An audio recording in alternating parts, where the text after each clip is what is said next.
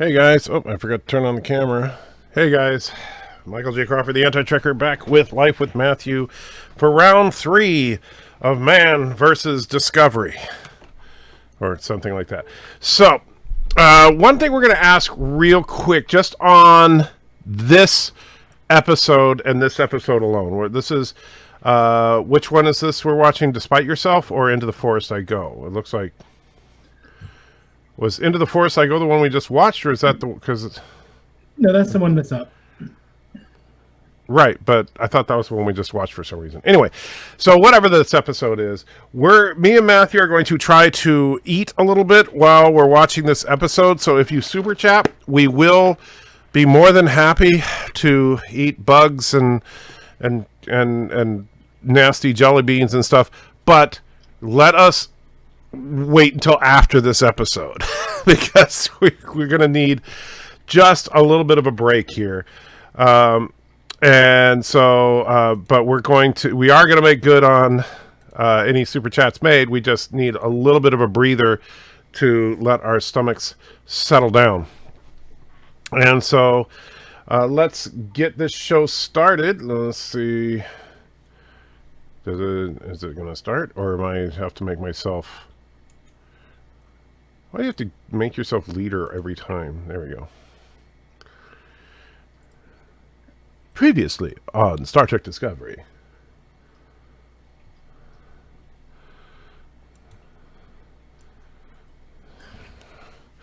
And Thomas, it's not that I've never, this whole day I have not been hungry because I haven't had a filling meal all day. The closest thing was I had a taco at the beginning of this live stream. And so, yeah. And it is true that I am much braver than Bird of Prey 5 by doing this. And by the way, Life with Matthew, despite being a Krogan underling, is also much braver than Bird of Prey 5 for doing this. He can't say that, of course, because he would be executed for treason for daring to suggest that Bird of Prey 5 is anything less than perfect. But well, you know, if he ever showed any less than perfect tendencies, I'd call him out, but he's just been so perfect. Yeah. See, and that's the problem with Krogans is this. I think that the spores from Discovery are actually used to infect Krogan people's brains. To make us all happy. Yes.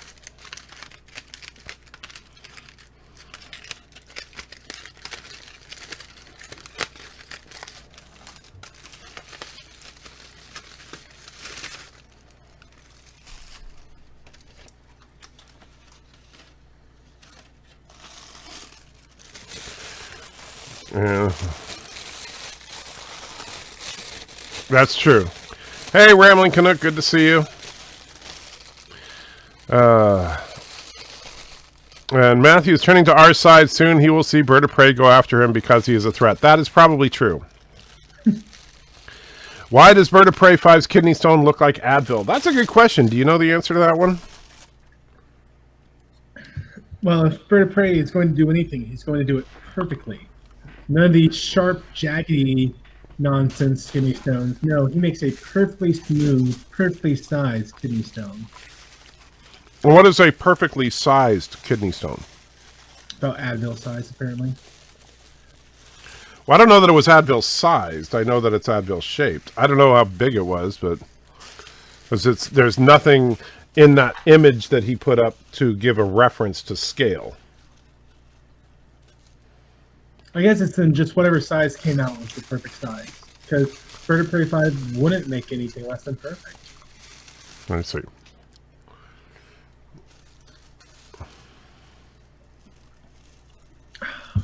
That's nice.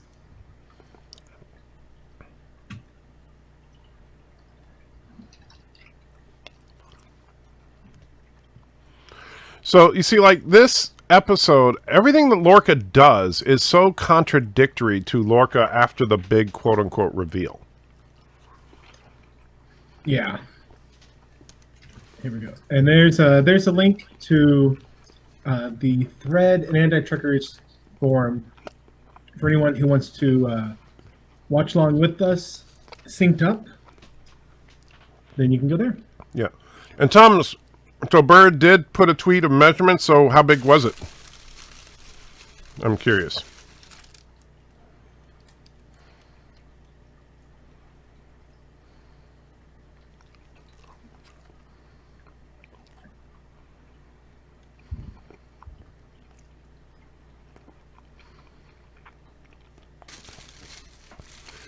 So, yeah, you see, Lorca, it's like he seems to genuinely care about the Federation and not losing to the Klingons.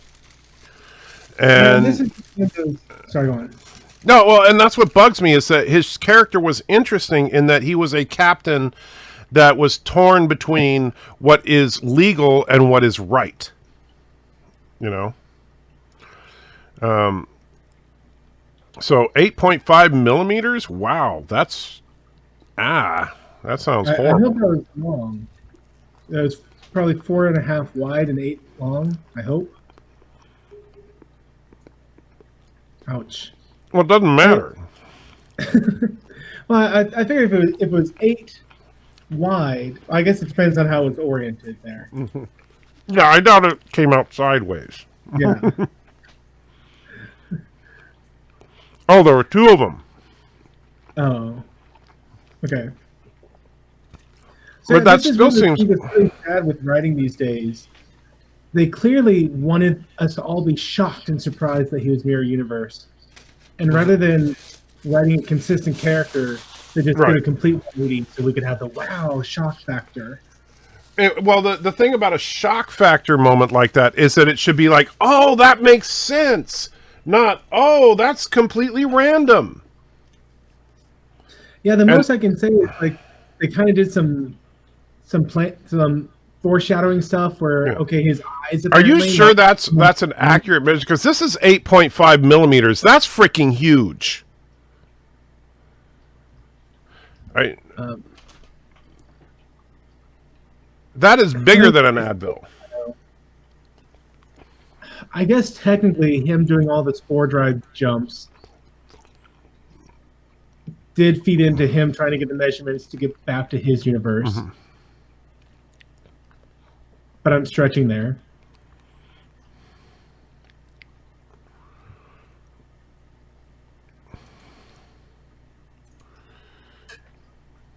That's just wrong.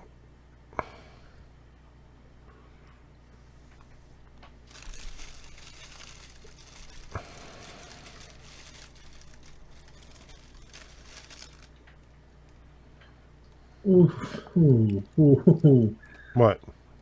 I just pulled up the images of them. Oh yeah. There's a that had to hurt. Oh, Bird probably thought it felt kind of good actually.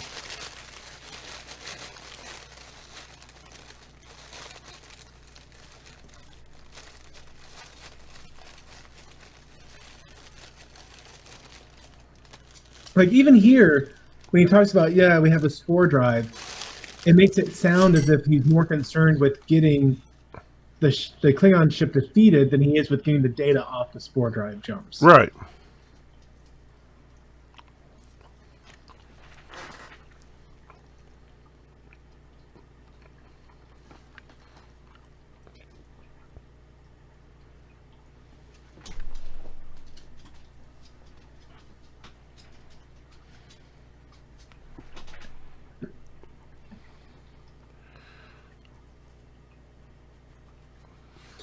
Now, his mannerisms changed later on the show, right? The Doctor's. I don't remember now. So I feel like early on they were really leaning hard into the stereotype for a gay man. Mm-hmm. And then toward the end of the series, after he had died, come back, dump Stamets, and then come back to him. I feel like he really had a bit of a different personality by then, and they instead of the oh sweetie, you're so sweet, and I love you, wubby dubbies, let's be gay. Yeah, right. No, I get it, but They tried to develop him as a character, but they tried to do it too little, too late.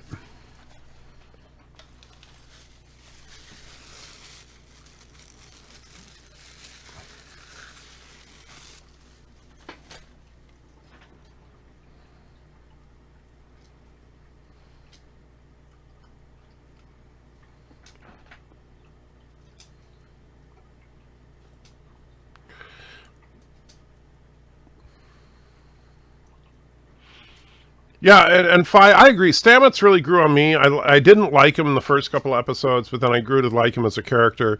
But unfortunately, him and Lorca, I thought that they had an interesting dynamic. And honestly, if they just toned down Burnham, the show would have been about 1,000 times better. It still wouldn't have been Star Trek, but I don't think people would have rejected it quite as hard. Well, remember I talked about early on that, I was one of the people that was upset because TNG was not like TOS.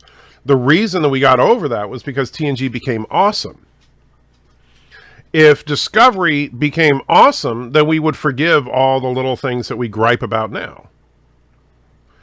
The problem is, though, is that now you have people that are literally, creating a dividing line just based on a philosophical point by who's creating the show and who's acting in the show and that kind of thing. And Mexican Iron Man, good to see you, my friend, with $25. So I thought this notification was a joke. Oh, well, have fun. You're brave, like an ancient Greek and wow, I can't even say that. El Orpheum hunting every whack Karen cave woman. Good luck, sir. Behind every dumpster fire, there's a museum of trash. Enjoy the ride. He who controls the spice controls the universe. I thought this notification was a joke. You will have fun. You're brave like Have you been Mexican Iron Man? It's been a long time since I've seen you around. Yeah. Women. Good luck, sir. Behind every dumpster fire is a museum of trash. Enjoy the ride. We've actually been streaming now for about 8 hours today. And we're on episode 9 of season 1. We hopefully will get through all of season 1 before Lower Decks drops tonight.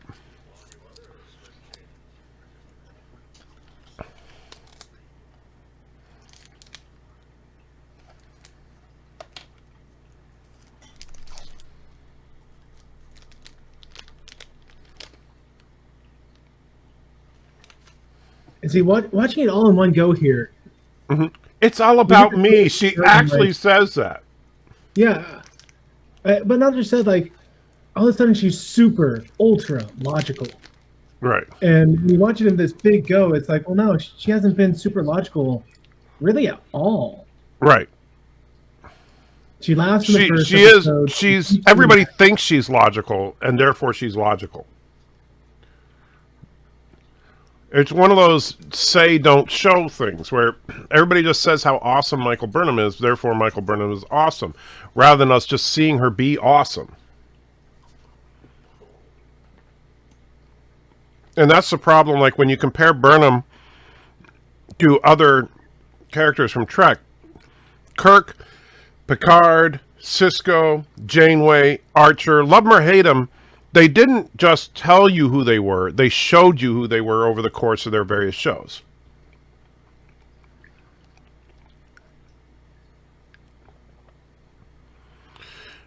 And Tim says, no more spitting that stuff out. Half the pain is swallowing it and savoring it. No, actually, you don't understand, especially with the jelly beans, there's hardly anything in our mouths. I'm just getting all the saliva and stuff out. I'm sorry, but yeah, that's... No, I have been spitting whatever's left out of my mouth simply because I am trying to minimize the amount of sugar I'm getting because, I mean, this thing has 30 grams of sugar per box. And we've gone through 2 of these already, so... Yeah, we are trying to be, fairly, healthy. Or at least, so that neither of us go into a diabetic coma. Yes.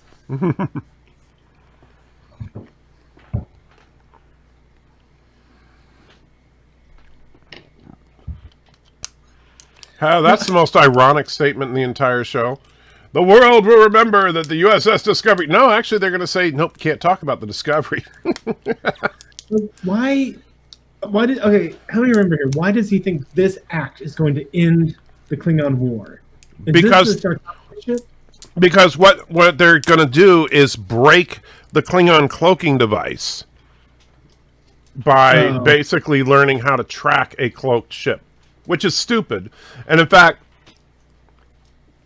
Darren Wagner does a really good video about that. The fact that the one dude, the tactical officer, when he says that he detects a cloaked ship coming into the system, which he does later in this episode, when the sarcophagus ship first comes into the system, he says that, or actually earlier in this episode, but when or maybe it was last episode, but anyway, when the ship comes in, the one tactical officer detects that a ship came in, and it's like, well, if he could detect the ship coming in, that means you can track cloaked ships.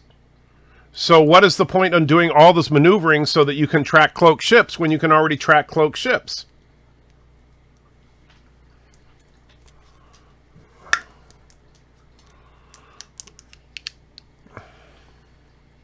Hey, so are they recloaking right here?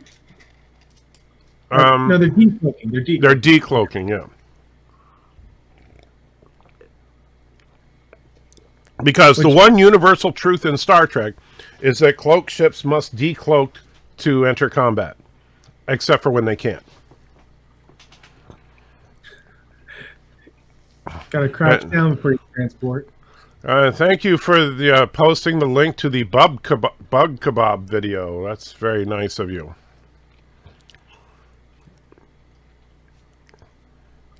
I guess that'll save me the trouble of having to cut it out and post it myself.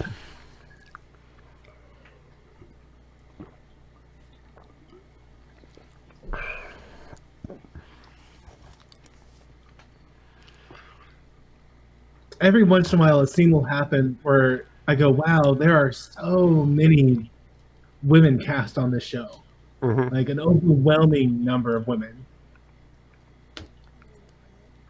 Well, and notice that the entire universe is populated by every white male, I should correct, every straight white male on this show is either dead man walking, incompetent, or a psychotic maniac from another universe.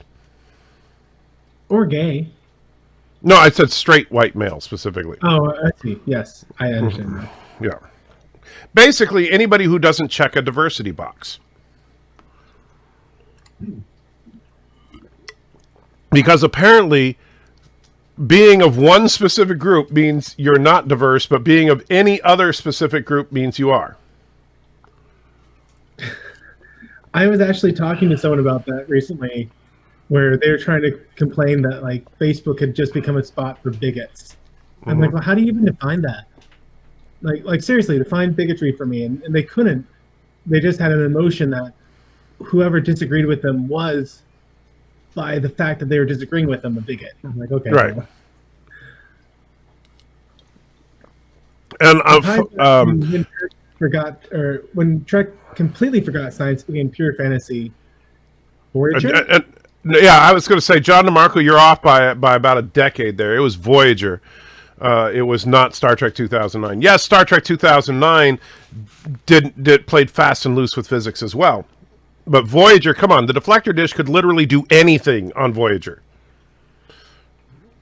I would say that TNG was the closest we got to hard sci-fi. TOS wasn't soft sci-fi or high sci-fi. It wasn't a fantasy-based sci-fi, but it wasn't like, hey, here we are trying to explain everything with plausible science like TNG did for season 2. I think there's a problem, and this is something that Trekkies kind of misunderstand about Trek. They like to believe that Star Trek is based on real science because there are theoretical concepts that parallel, like warp drive and stuff like that. But talk to a physicist. The transporter is every bit as much magic as a lightsaber. Mm-hmm.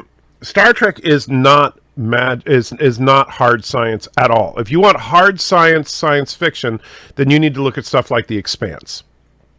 Star Trek is just more intelligent, and it basically explores the human condition, as opposed to Star Wars is an action franchise and a fantasy franchise. It's not about exploring the human condition. It's just about space wizards and magic and stuff like that. It's cool, you know.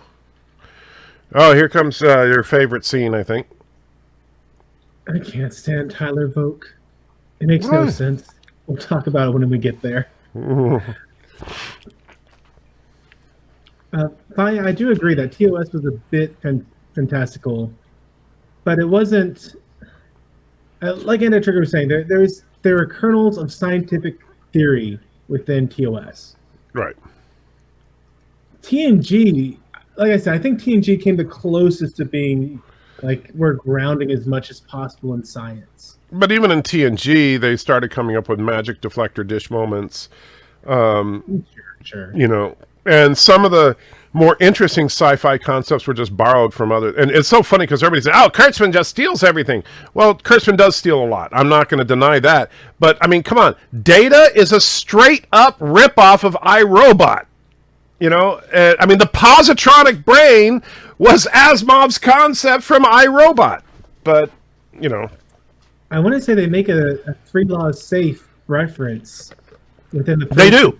Data actually says that he is unable to harm or by inaction allow a human to come to harm.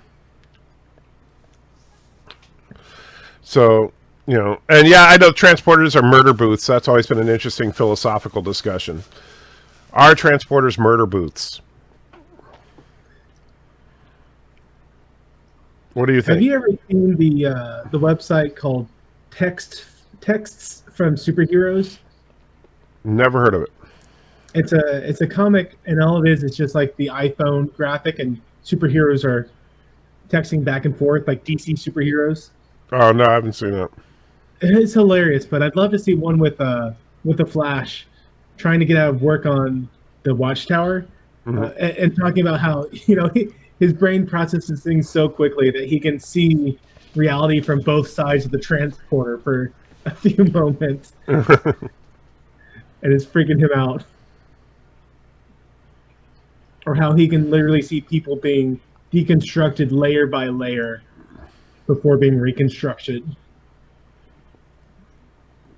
Yeah, transporters seem like, I mean, honestly, it depends on which interpretation of transporters you go with. If you go with the more magical interpretation of transporters, which is really the TOS version of transporters, is that your body is broken down into particles and then reassembled at another location. And the reason they say you're beamed down is those same particles are actually transmitted to wherever they're going. And then somehow magically they can do the opposite, right?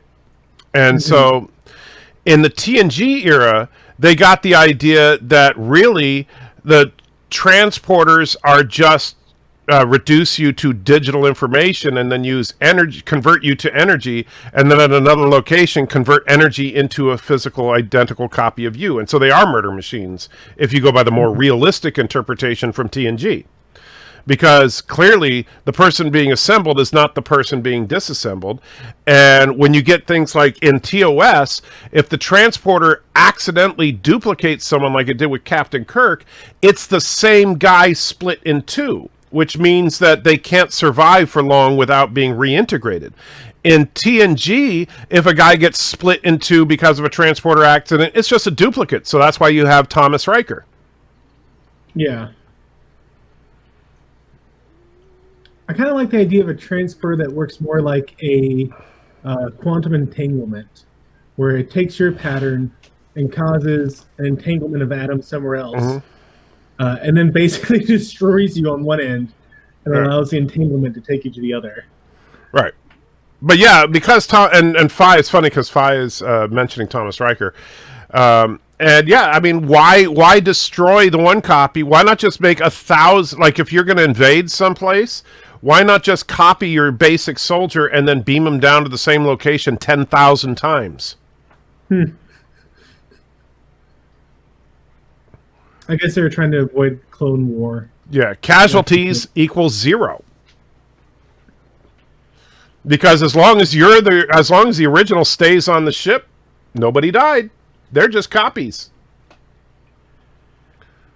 Which of course sucks if you're one of the ones that materialize on the planet because you realize you're just a copy. An expendable copy. Yep. In fact, you might even program it in such that like the cellular structure decays after a couple hours or a couple days or something, so that you could have shock troops that you never have to worry about turning against you. Right.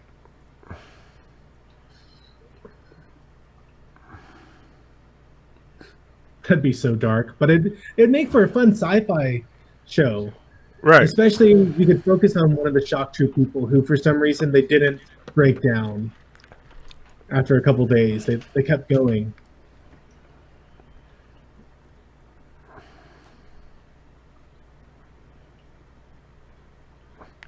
And you're right, and I'm sorry. You could make a ton of new datas with a transporter. Absolutely. And so.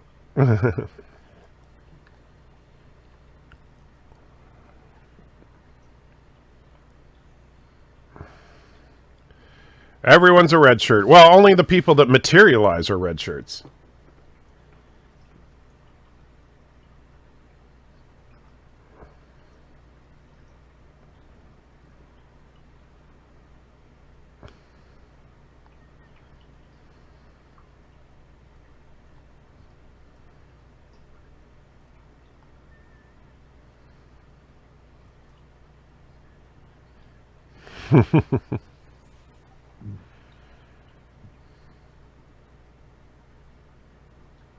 Oh yeah, Eric, I had forgotten about that. There was an episode of Dark Matter where they literally have a transporter that all it does is it transfers your consciousness into a disposable plastoid copy. And so they had an episode where a group of cops invade ships using just disposable plastic bodies, basically. Well, it makes sense, actually. Look at that magical translator!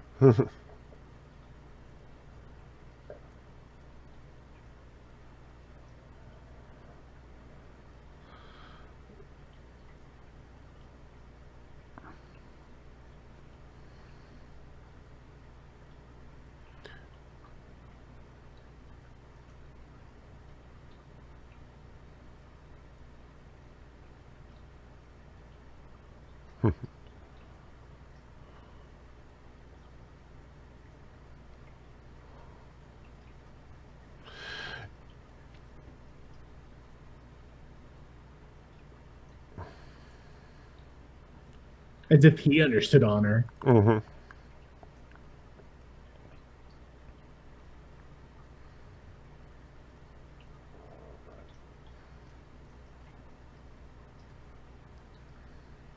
Everyone is being remarkably calm for her being in the middle of their command center. Yeah, I know.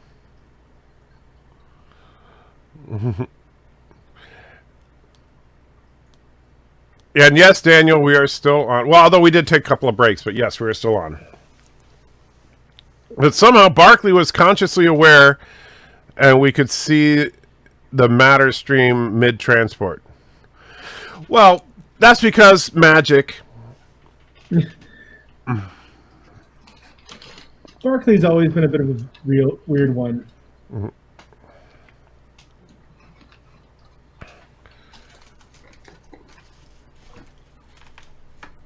So,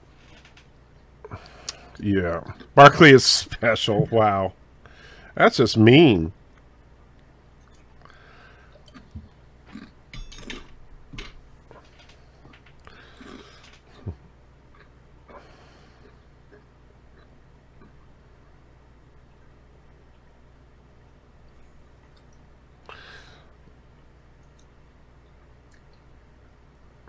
How did your actions get the...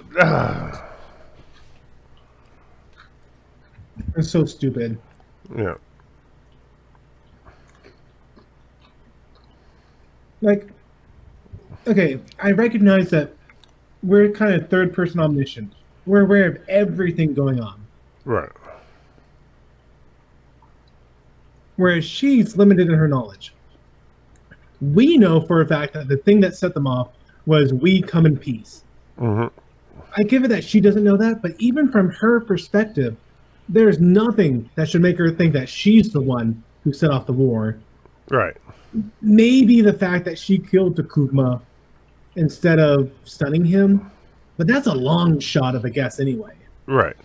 And the only reason they make that's the flimsiness of this whole plot is that they say, remember, we have to take him alive or else there'll be a war. It's like, since when was that? Doesn't even make sense, because taking him alive would be the ultimate dishonor to a Klingon.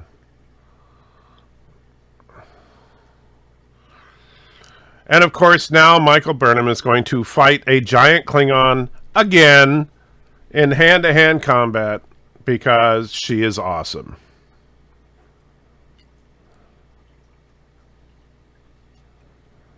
It took me so long to figure out that that lady was a human who had had an accident. The robot cyborg lady. Oh, yeah. Like, I thought it was just a 100% robot. Well, the thing is, they give her absolutely zero character until the episode they kill her in.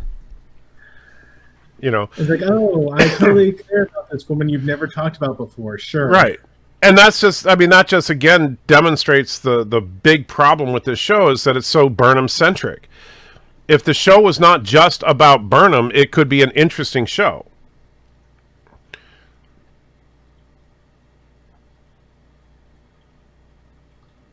See, he's one. Like, I can't stand these moments in shows. He has her, and he throws her away instead of just taking the knife and stabbing her while he has his hand on her. Well, and besides that, I mean, look at the size difference here. And keep in mind that Klingons are, what, 2 or 3 times the strength of a human. And so, how is it that she is not already dead? Well, literally, he throws her away. Mm-hmm. Like, that's the only reason she's still alive right now.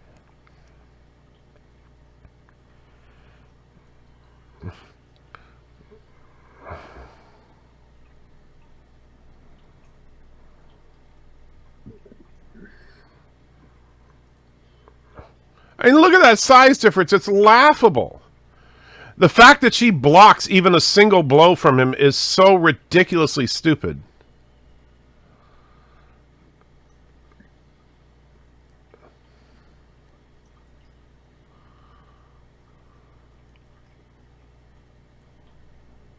Yeah, the Adventures of Burnham and Friends. Yeah.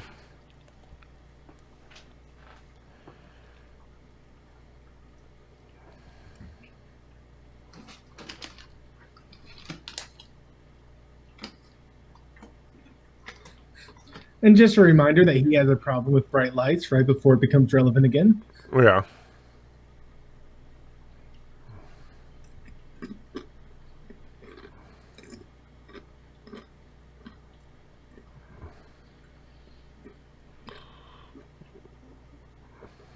Yay! They slaughtered the defenseless Klingons. Yay!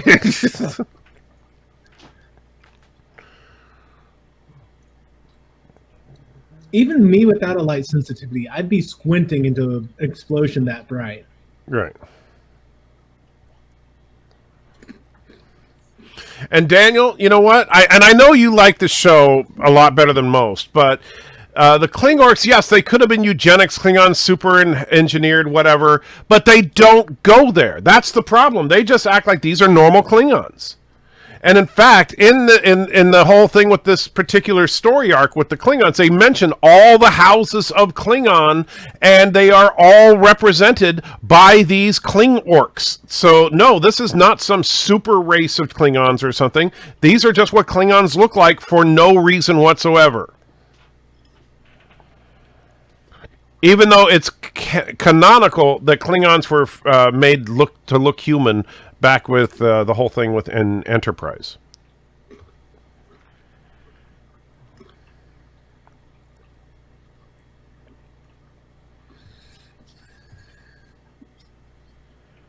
Wester's asking if it's time for more super chats. I'm fine with it if you are. I appreciate you guys giving us time to kind of have the party here. Yeah, you can super chat for sure. We want your money because we still need $1,213.36 in order to get that one chip, which that Matthew is going to turn a shade of red much brighter than this box if we actually get to have this chip. And Thomas, I agree. The Klingorks should have been something. There should have been some explanation as to why they look like that. And so the fact that they went out of their way to just kind of trample on canon is what pissed off a lot of people. Now, if they had made an awesome show, then I think that people would have forgiven it. But that didn't happen, at least according to most.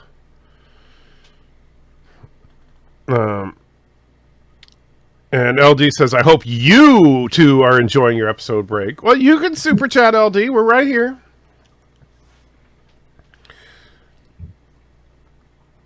Thank you, Thomas. And I do hope that tomorrow I can do a quick round of the that ghost hunting game. All right. In my throat.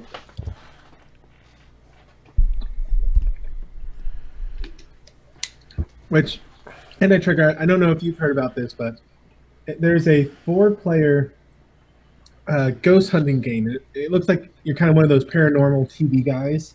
Okay. Let's see if I can't find the name of it here real quick. But it's a 4-player co-op, and I'm hoping to do a Halloween stream playing this.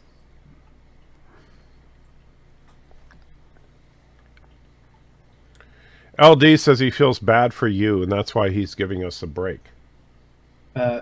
Phasmophobia is the name of it. Okay.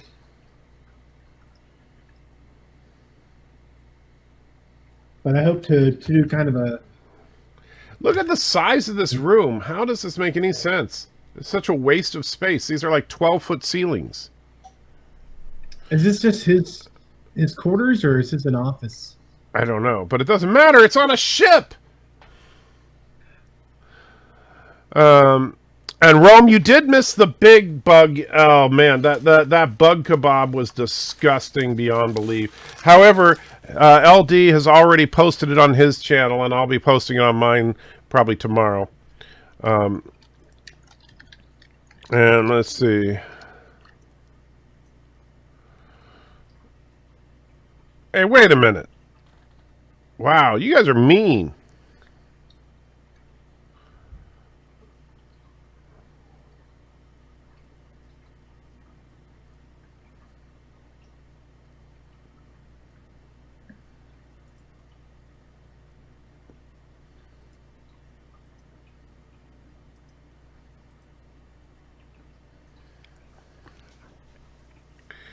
So here we get the sensitive cry man moment. Got to have his man tear.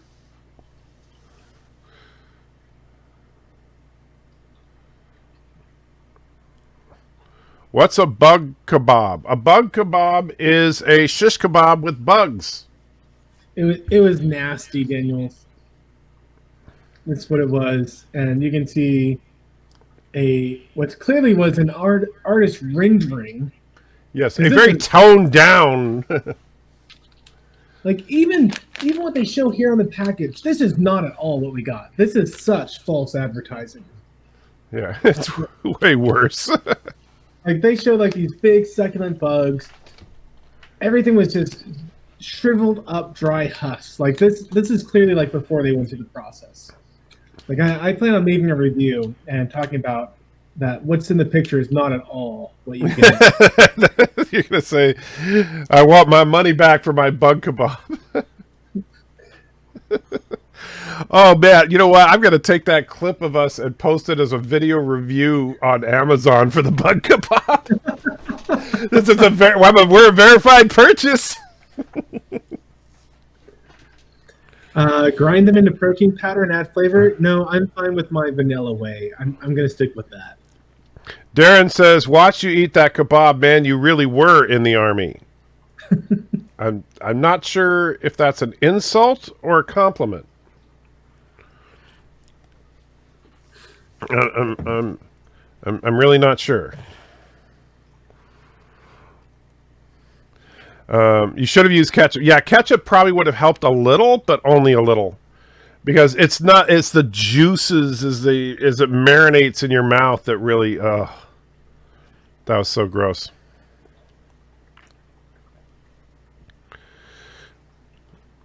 Yeah, that's true. We got more than what was advertised. There were 2 kebabs in there. Yeah, there were 2 kebabs in the package. The package only said bug kebab, not bug kebabs. Okay, yes, bug protein is already in everything, but I don't have to be acutely aware of it as I'm eating it, you know? Right. It's one thing to know that, okay, there might be an ant leg in that ground beef that you're eating. It's another thing to have the leg stuck between your teeth. Yeah. Daniel's Hot Topics, do I like Discovery? No. You know, I try not to be so negative. Captain Trek is right. I am a sugar bowl, and I try to be sweet about things, but at the end of the day, the thing that gets me the most is the Mary Sue-ness of Michael Burnham and just everything about her. As a character, she's broken. Yeah, and then 2, the people who wrote Discovery, they didn't understand science fiction, let alone Star Trek. And I think there's so many plot elements here within Discovery. Like, this episode was a pretty good episode. The jumping around, triangulating them, the damage it's having on stamens. I love all that. But then they put it in this wrapper of Discovery. Right. And it's like, okay, you had a decent episode among just a whole slew of crap. Right. Okay, so yeah, that's what I thought you meant, Darren. I just wanted to be sure. So I couldn't believe when they stuck the whole thing in your mouth while Matthew was picking it off one by one. Yeah, that's how you learn to do it in the Army. You just get it down. Yeah. I was trying to give you the most for your money. I don't think if by Michael Burnham is BA, I assume you mean badass. No, they try to make her out to be, but she's not. That's the problem. It's entirely, I mean, all of her awesomeness is like contrived and silly. Now there's the Klingon boob shot that we all love so much. I wonder if that. Oh yeah. Oh yeah. You got. Yeah, thanks. Now you just got my channel shut down. I appreciate that. Sorry about that. She's a tourist. I have a program that randomly grabs an image every 5-ish seconds, and yeah, you got a perfect shot there of that. Thanks. I can only hope and pray that the grayness of it froze it for a loop. Okay, Wesley Crusher, what is your schedule tomorrow? Because I was telling Thomas that tomorrow I hope to do a round noonish my time stream of it. So if you're available tomorrow around, what would it be for you, 10?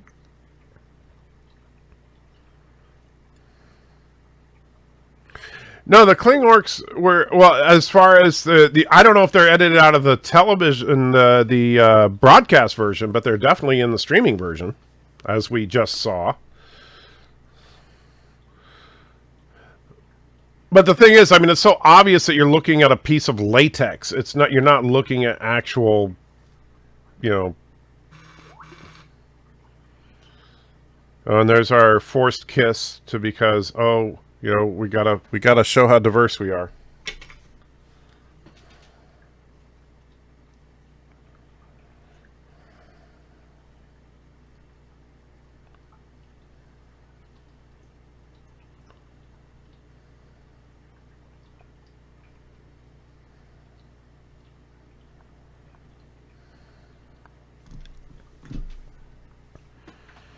And thank you for the message there, although try not to send me too many Skype messages, guys, because it's kind of hard to keep up with everything as it is. But yeah, what Daniel, not that Burnham was badass, but that she was bad.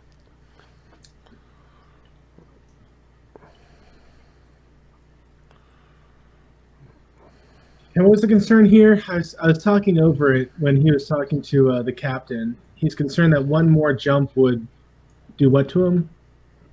Break his brain or something. Okay.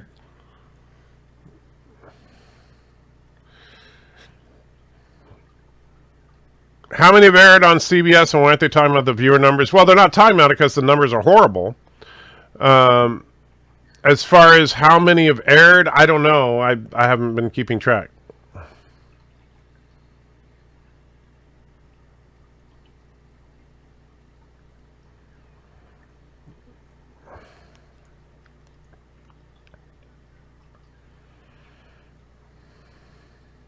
And see, this really should have been the finale of season 1. Right. Like, they try to make a big deal about how what they just did, defeating the Cloak, ends the war. And so they're going on to a new thing, even though there's no proof that defeating the one ship would have ended the war. But seriously, like, this should have just been, we finished the war, now we're going to what we thought was supposed to be the end of like, some R&R, but instead we're stuck in this other universe.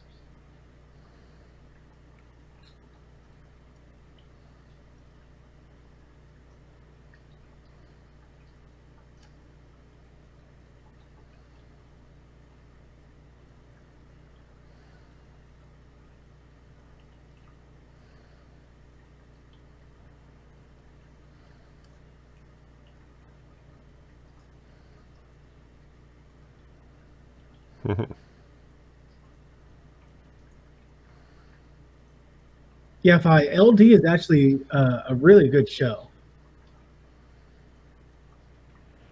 It does a good job of capturing the spirit of TNG and poking fun at it into a comedy.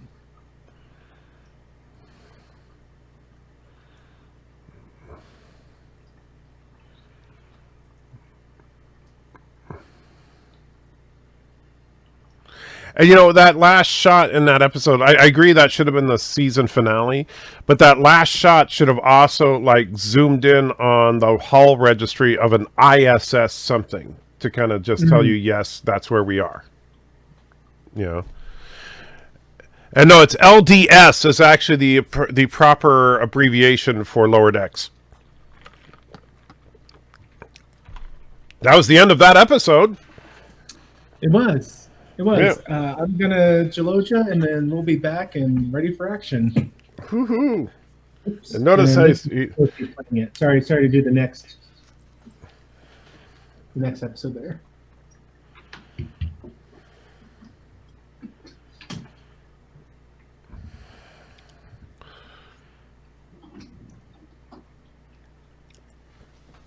So I say,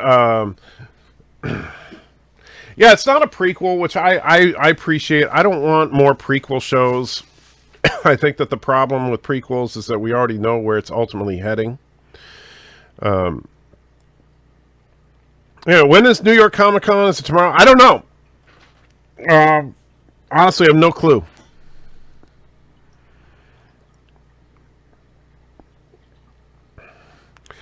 Picard could have been great, but then they rushed that show. Yeah, they really did. Picard started out, actually, I thought pretty good, and then it fell apart about 2/3 of the way through. Is when it really with the episode where I think it was called like Shattered or something, and it just completely fell apart.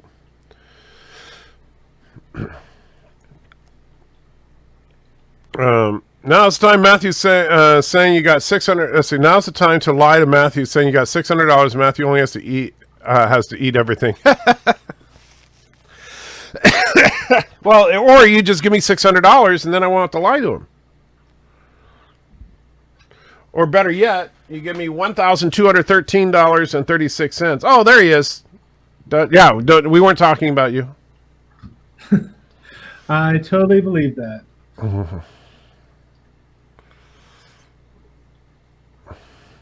Rome, I was not okay with the effing hubris, but at the same time, I'm not going to say a series is good or bad based on one bad line.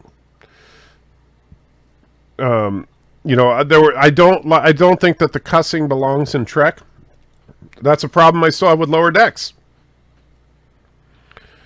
And Daniel, I know you really want Section 31. I don't think it's going to ever happen.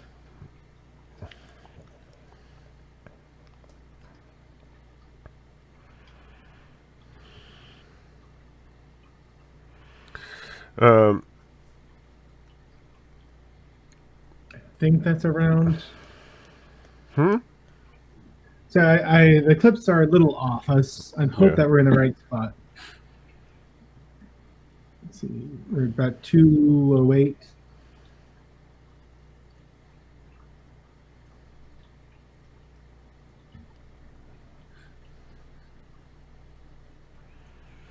I don't know. His magic ganglia went off.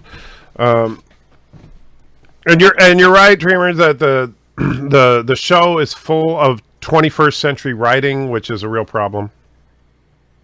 But I don't, you know, Commodore, I don't want them to do another prequel unless they do something. I agree that, you know, during the time of the Enterprise B or something is fine, but you know, how about they just do something original? And Daniel says, want to bet if you're talking about Section 31? No, I'm not going to bet. I don't think it's going to happen.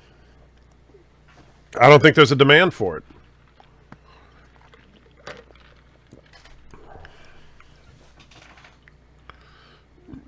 So it's interesting. A while back ago, I did some green screen videos for just like the TNG bridge, the TOS bridge. And someone asked me to do the Discovery bridge. Man, I looked everywhere for a good shot of the view screen, and you never get a good shot of the view screen by itself in Discovery from what I've seen. Right, there's always someone standing in front of it. I mean, look at that thing. It's like this giant glass screen. It's the entire front of the ship.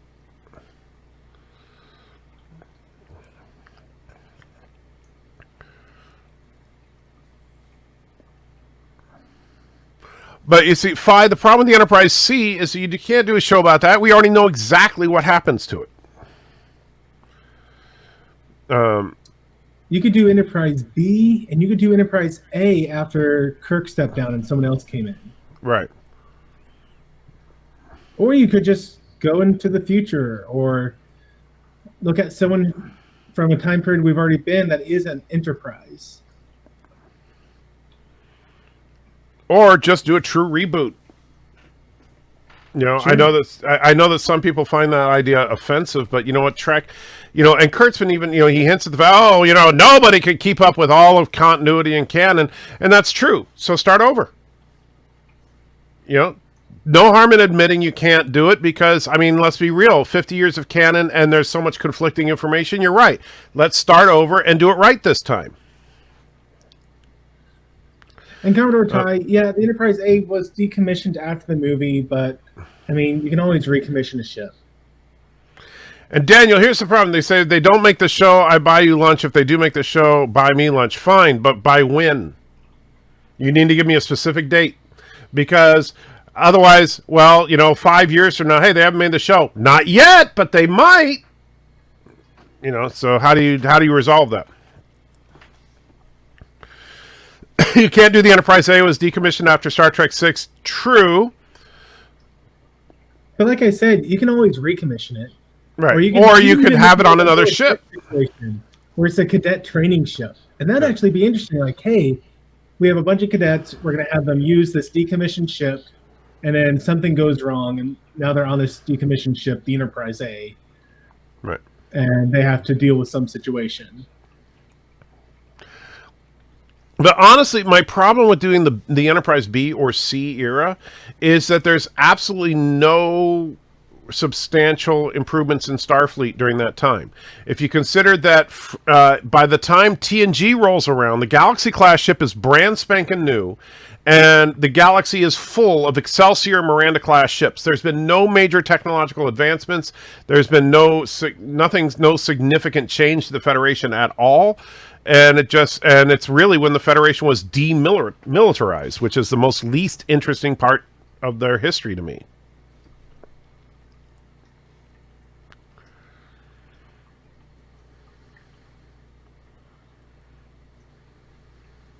Oh my goodness, this camera. What? You don't like the circle camera? just nonstop. Like I get a shot reverse shot can get boring, kind of by the numbers shooting. Yeah, but just it's rotating the nonstop. camera is like annoying. And it's rough because every time they move, you can tell the camera was stationary, and now it's moving. Yeah. Oh, look, extremely old anti-trekker donated Hello, Daniel, $1. it's been 100 years and no Section 31 show. Can I get my Thank you, McDonald's extremely now? old anti-trucker. It says, "Hello, Daniel. It's been 100 years and no Section 31 show. Can I get my McDonald's now?"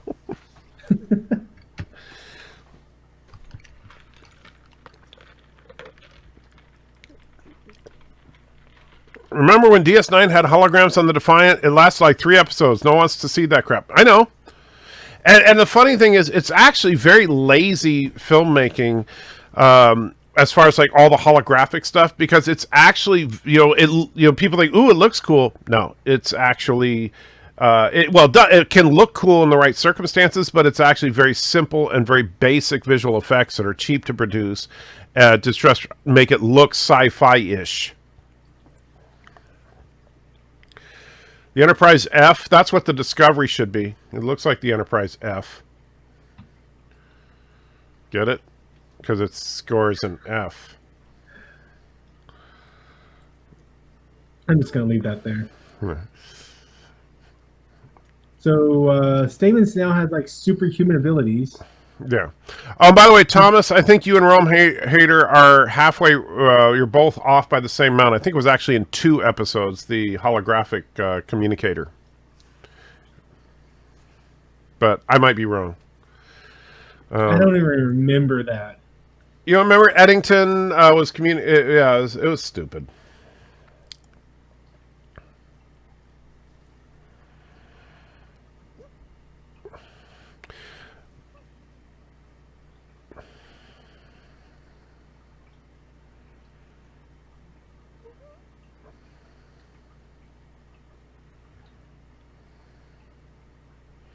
Yes, Thomas, I'm sure. I know you have every Enterprise ever. You have a singular wit, Mr. Trekker. In Picard, holograms were used to save money, so they don't have to build sets and consoles and screens like in TNG 300. Yeah, it's cheap. Where's Tarantino Trek? Never going to happen. And so Lorca is evil? Yes. Well, it hasn't been revealed yet, so spoiler warning, yes.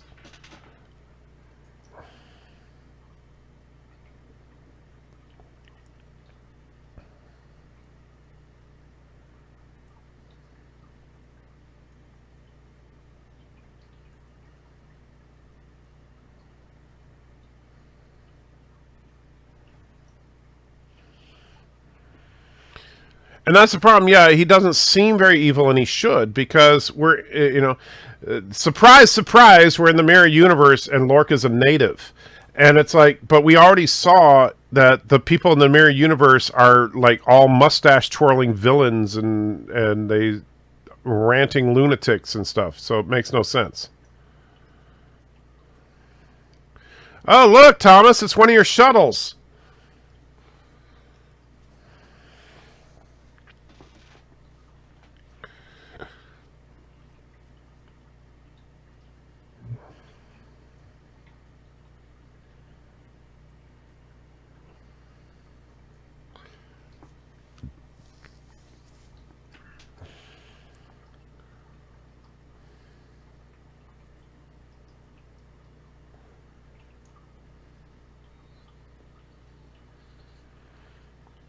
They're just going to milk that whole torture thing for all it's worth.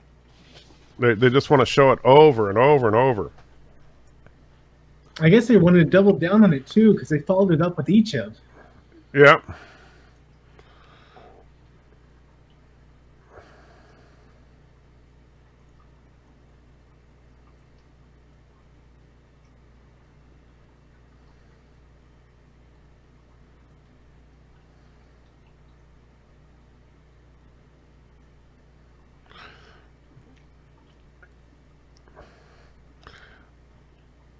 And I'm not sure what you're talking about, Phi, as far as all exists in the mind of God or good and evil are relative. I don't believe that good and evil are relative. I think they are real.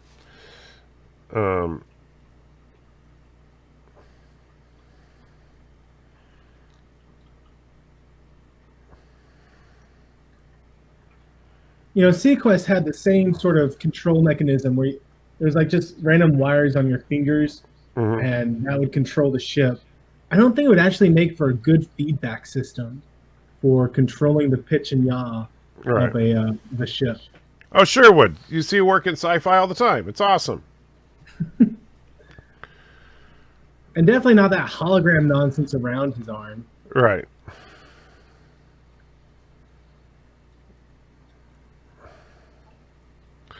Daniel, I don't think that Mecha Random has anything to do with Tarantino Trek not happening. I think it has more to do with the fact that Star Trek as a brand is failing. Kind of wish they would have made Burnham the captain, and they would have kept in continuity with the rest of the series. Well, I'm like I said, I don't think Burnham should be captain. But I don't think she should be on the show at all. I think she is the weak link of this show, and that's the big problem. It really is. The weak link of this show is the fact that it's all centered around the character that is the least interesting character in the history of Star Trek.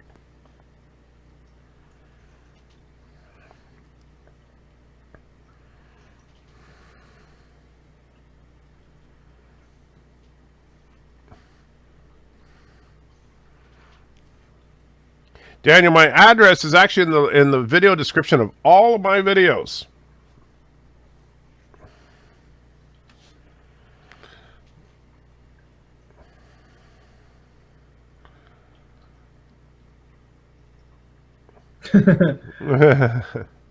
Burnham should be on Praxis.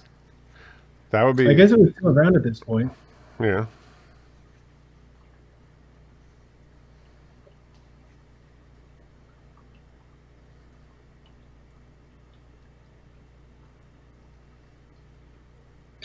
That's such a weird restraint they have her in.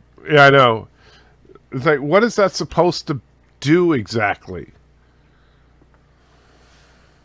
Like, I'm trying to figure out if the upper arm band is connected to the upper chest band, but I think they're literally just bands around, like 3 bands, one on the upper, one on the middle, one on the left or right. Right.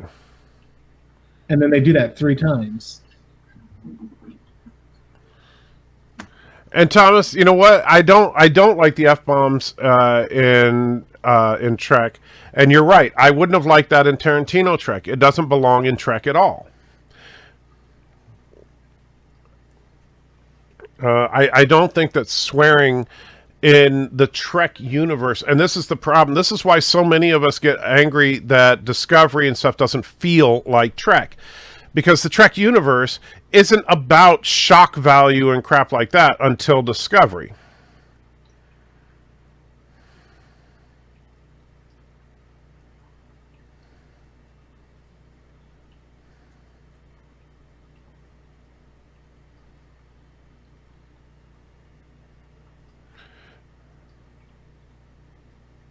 I like how they're digitally enhancing their voices when they speak in Klingon. Did you notice that? If you listen, that nice reverb, and they're adding like to everything digitally. If you listen carefully, it's not part of their actual voice.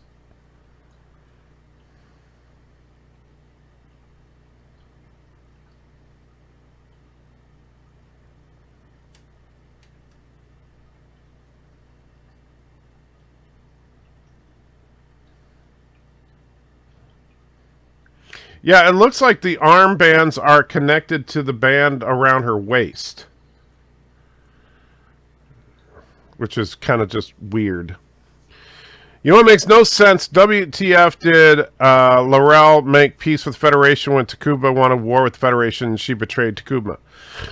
Well, there's a lot that doesn't make sense in this show. Even though he was a evil Mirror Universe Admiral, Forrest was a little more stable and level-headed than Mirror Universe Archer and Kirk. Yeah, but Lorca he straight up fooled everybody. Yeah. And Tim, no, I don't think that it would have been From Dusk Till Dawn in space. Although that would be funny.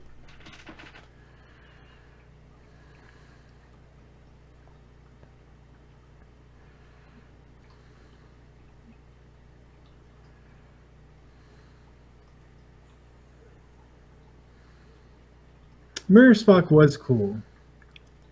Only because he had a goatee. It's cool because the Vulcans in the Mirror Universe decided that violence was the logical path.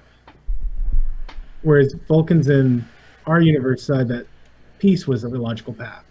Which really just goes to show that Burnham comes from a Mirror Universe. Yeah.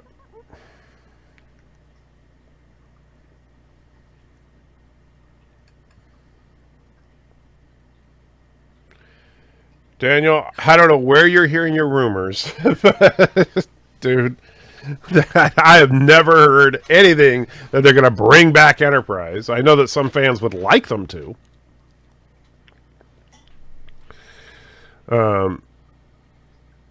So what did Spock do? Well, remember, Bradley, this takes place before the episode Mirror Mirror by about 11 years. And so it's entirely possible that that weapon has not been discovered yet.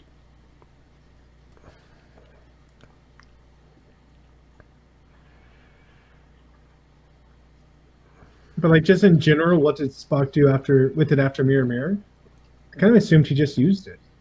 Well, except that he didn't, obviously, because in Deep Space Nine they showed what a wimp he was, and they, basically caused the downfall of the Federation.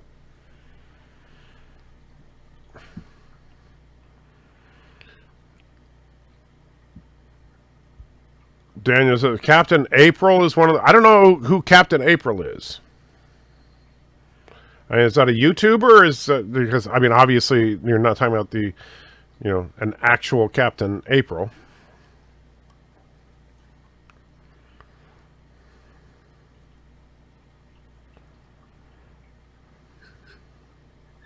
The data core, I got open. Well done, except now it's useless. Why did he break open the computer? He just interfaced the computer. Hey, DJ Odyssey, how are you doing?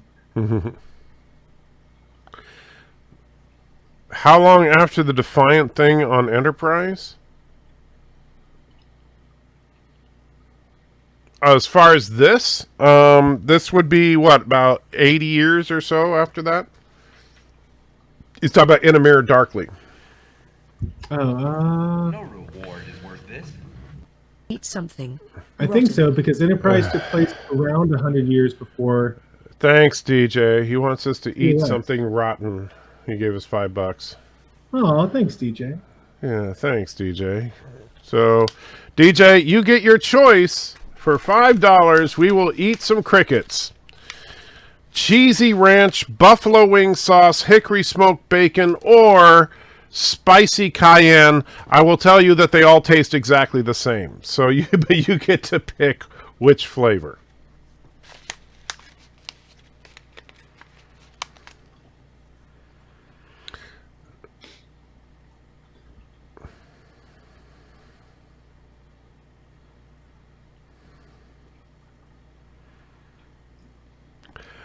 Rome, I'm going to eat the bugs. I'm just waiting for... Oh, DJ says the spicy ones. All right. So you ready? Okay. Spicy cayenne. Man, my stomach is so not doing good. All right. What's the goal for tonight? Well, the ultimate goal for... I would love to see us get that $1,207.36 so that we can get to the one chip tonight. That would be awesome. That way we don't have to do the one chip and the spicy... And the bear next week, yeah. If we have to do the one chip and the bear in one night, we will die. All right, so ready? Yep. And go. Oh, it doesn't get any... It's been a while, but it doesn't get any better. I do appreciate the break and y'all letting us have our dinner and not having to worry about seeing that immediately afterwards.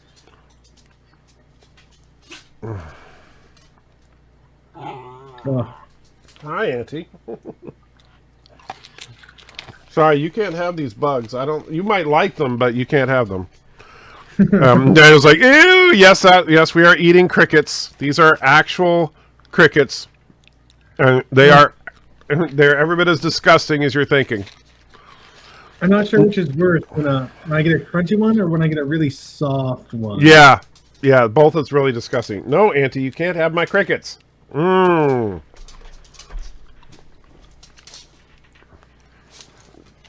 All right. And time's up. Ugh. Man, whoop, wrong button. Captain Tilly.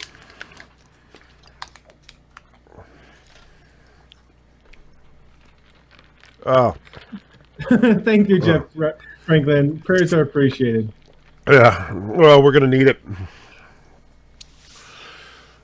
You know, it's sad because when they showed Mirror Universe Tilly, they showed that they could have made Tilly look decent.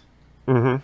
They went out of their way to make Tilly her look kind of frumpy and The spice must flow.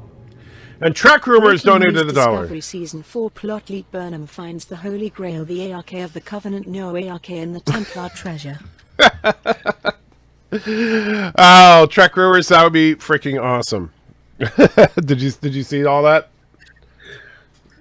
Burnham finds the Holy Grail. Yeah.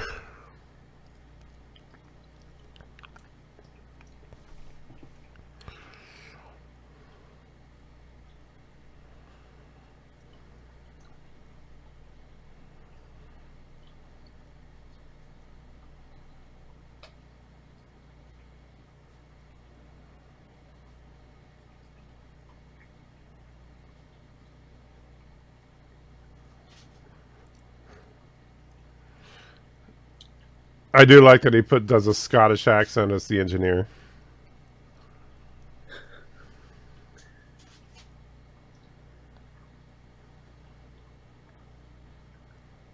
Oh, thanks, Deej.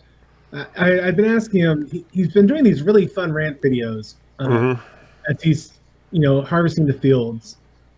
And I've been curious why every time he does one of these videos, he's always following right behind the other harvester and not like, or tractor, whatever you call it, Deej. I'm not a farmer. I don't mean to be insulting you with my stupidity if I'm using the wrong nomenclature.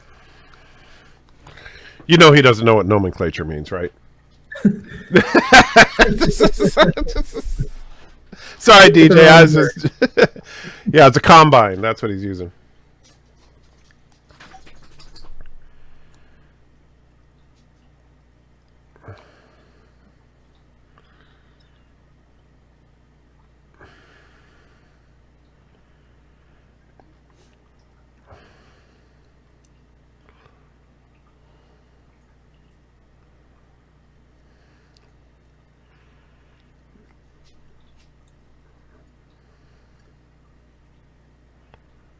Oh my goodness. What? Oh, just this little. Hey, we're handing out the right ensigns now, insignias, and we're changing to our uniforms. Like just the fact that they're able to get all this information off of a single Klingon data capsule. Right, so Klingons had everything about the current condition. That'd be like if you found a 3.5-inch floppy drive and you got the entire internet from it. That's... Or even better, like you found a Russian floppy drive and it had the current command structure of the United States on it. Yeah. And Valor, thank you so much, says, Viv asks, can I make a chat suffer for a change and give you a break from nasty stuff and play naked lore instead? No reward is worth this. I will. Can I make chat suffer for a change? Yes, and I give you a will break let from the nasty chat stuff and suffer. Play naked lore instead. So here you go, everybody. Enjoy naked lore. I may have a It's not clean. Repeat, I do not have a clean Take the bloody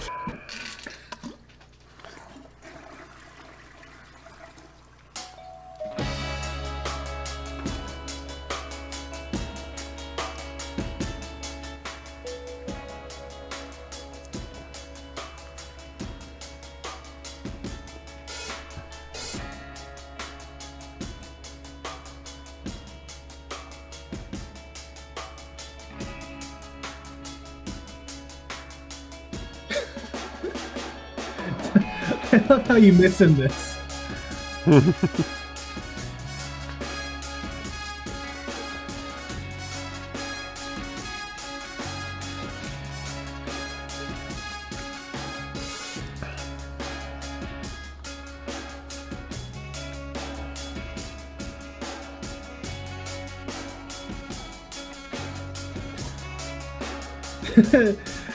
Rome Hater, are you new to the channel? If so, you are in for a treat, my friend. Here he comes. There he is. Lore Reloaded in all of his glory.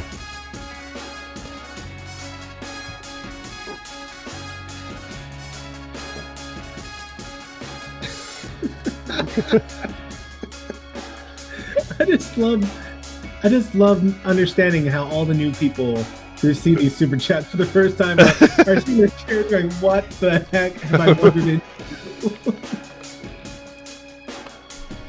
Okay, here comes the true money shot. There it is. Oh, yeah. Dancing naked Lord, touching the tips of his guns together. Remember this the next time you're on a Lore Reloaded live stream.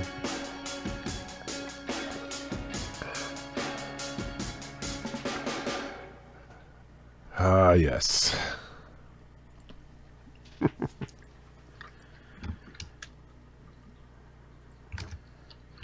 Okay, so now notice they're going to look at the information on the Defiant. That is not the Defiant from In a Mirror Darkly.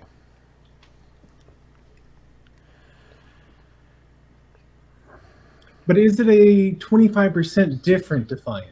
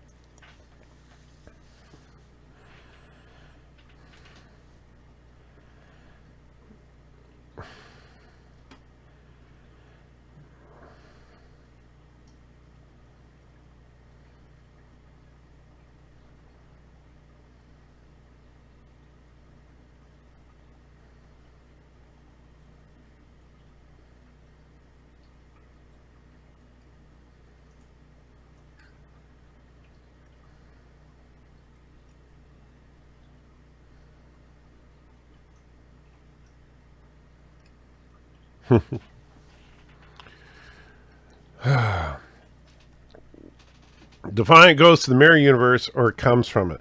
Well, it goes into the problem is that there's the Defiant from Tholian Web goes back in time and into the mirror universe In a Mirror Darkly. However, in Discovery we see a different Defiant.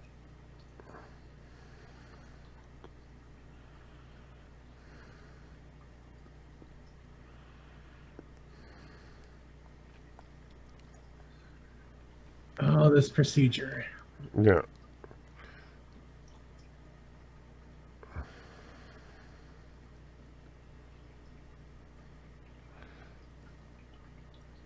I always love the whenever they do that on Trek, it's always laughable to me. What they used to call brainwashing. Oh, what do you call it now?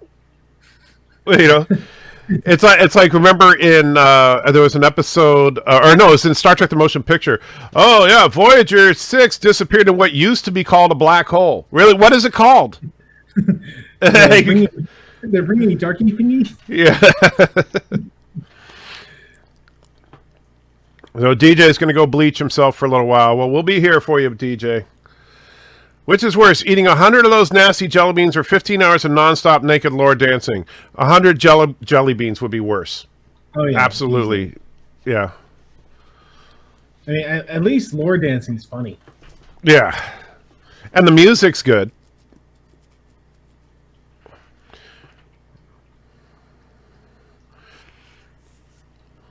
I call it Black Sun. Okay. Yeah, but that's Space 19. That's a different universe. See. So who designed the Constitution class ships? Matt Jeffries. In the real world. I don't think there's a canonical answer to that. I know that Dr. Daystrom designed the computers on a Constitution class ship.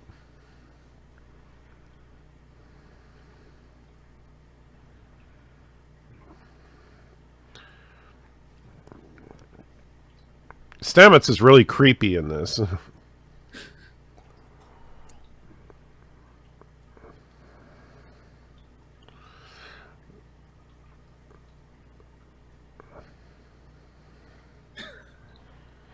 Leah Brahms designed the Galaxy class.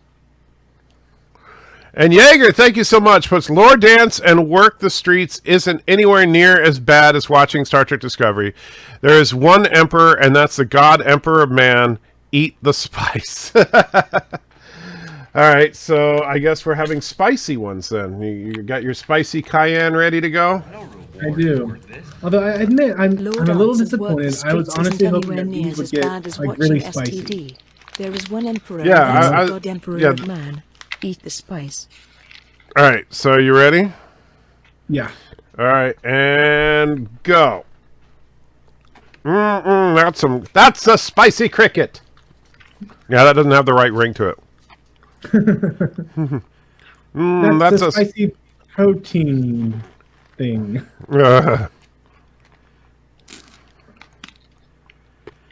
Oh man. Just the little bits of bug that stay in your mouth is so gross. These are lovely. Yeah. Well, I can't. Than the beans. Yeah, they are better than the beans. I will give you that. Is it weird to see you eat bugs makes you eat spicy chicken wings? Yes. Oh. Big crunch there.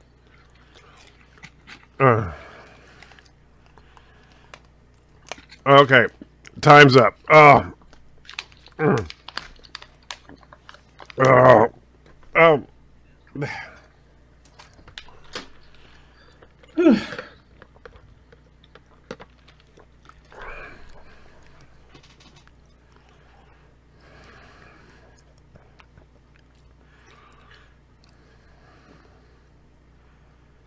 Yeah, Pi. During the break, I did brush my teeth.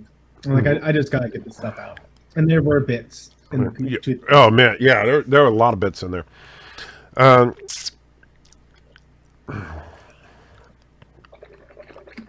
So, as far as antidotes, we have all sorts of stuff. We have antacids. We have Pepto. I think we have the same ones. Yeah, generic or is it? No. Mine is Publix brand. See. Oh, so close. Yeah. And for if we make it to the one chip, I have my very special lime slurry that I've designed specifically for the task, and ice cream.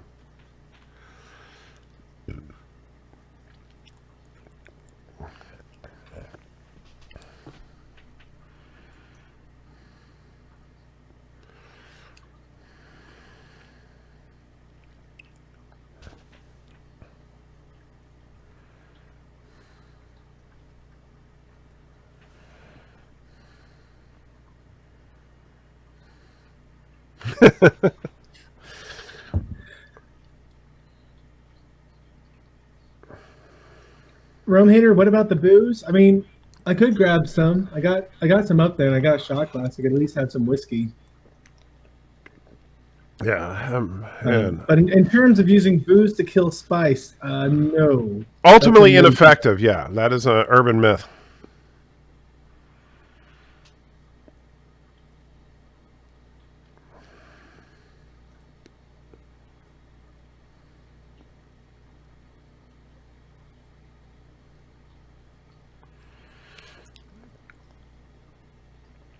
Ugh.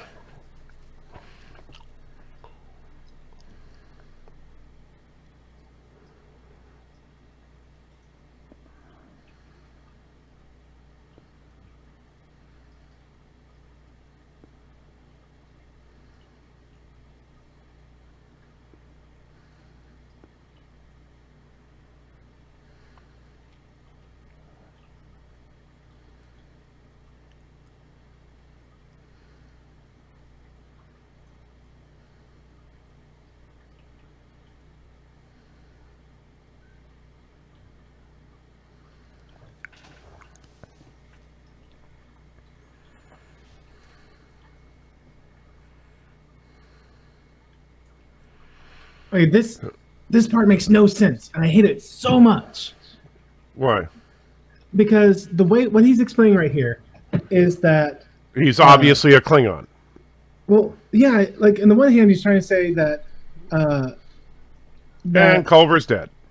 Voke's personality and his engrams have been placed over Tyler's, but then they're also talking about how Tyler's they must have opened up Tyler's bones and crushed them down, removed them, so it's Voke with Tyler's personality written on top of his. Right. So they're like doing it both ways, all over on top of each other. It makes no sense whatsoever. What he's saying is, the computer would detect if it was upside down, but it's right side up. So the computer couldn't detect that.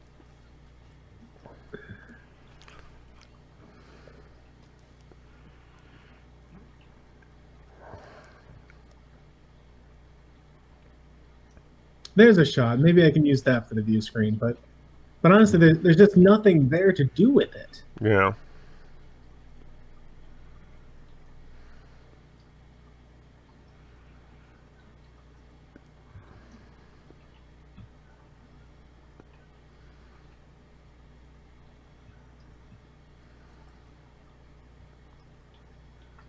I was putting the body away, sir.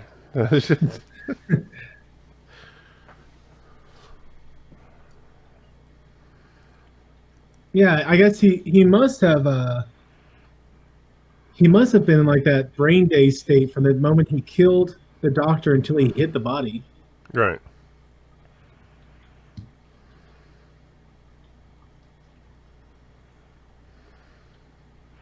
And I disagree. I don't think that mirror characters are more interesting because, in essence, they're a reflection of the actual character. So the only thing that makes them interesting is to know the character they're based on, which is why the mirror characters in this story are not interesting because we don't know the characters they're based on. Because they didn't develop any of these characters. They're just basically caricatures. They're not characters at all. Hail, Scrooge!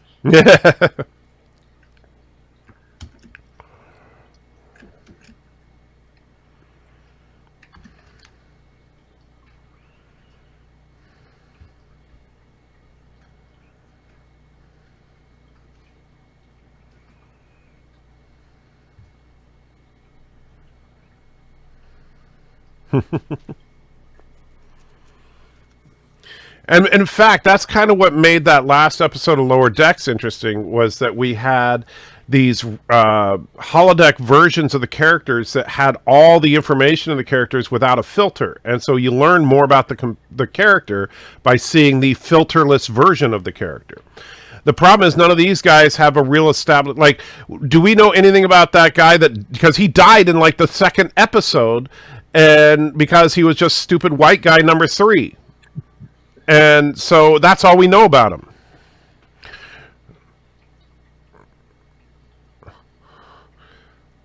You know what's funny is that even in the mirror universe, they got to screw up continuity because they were just talking about how the agonizer booth was new technology in the other one. But hey, that's all right. But then they did that in Enterprise as well, because in Enterprise they acted like they had the agonizer booth, even though in Mirror they were acting like it was something new.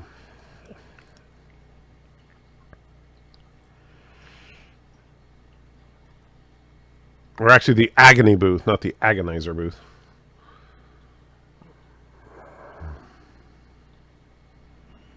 Like just one of these times in one of these like mirror universe episodes, I'd like someone to call them out for acting even just subtly different instead of, oh, you are doing a perfect imitation of yourself. I guess Kirk got called out in Mirror. Right, because Spock was like, ever since the away team mission, or the landing party, you've been acting in a most illogical and irrational manner. So yes, Spock did notice.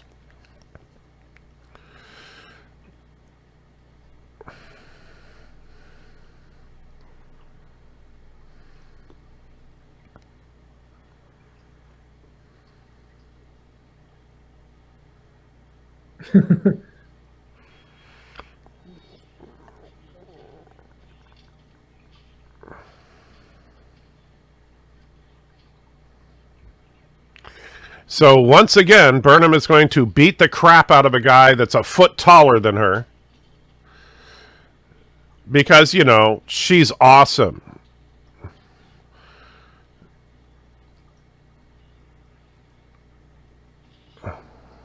She should be unconscious at this point.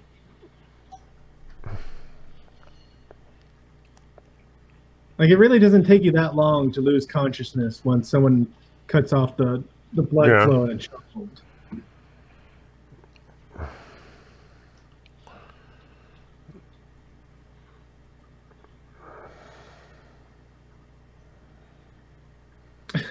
Thomas Potts is pointing out Ensign Connor got killed by Burnham in both universes. Or Burnham got him killed in both universes. Yeah.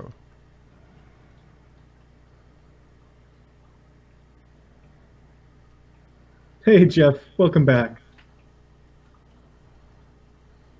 And Daniel, I never said that girls can't fight guys and win. But let's look at, for example, if you want to look at Cara Dune in The Mandalorian. Oh, yeah.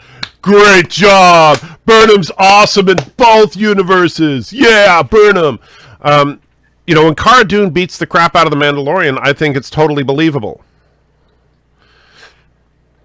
But when Sonequa Martin Green, this is her third guy that's a good, at least 8 inches taller than her, that she's beaten the crap out of.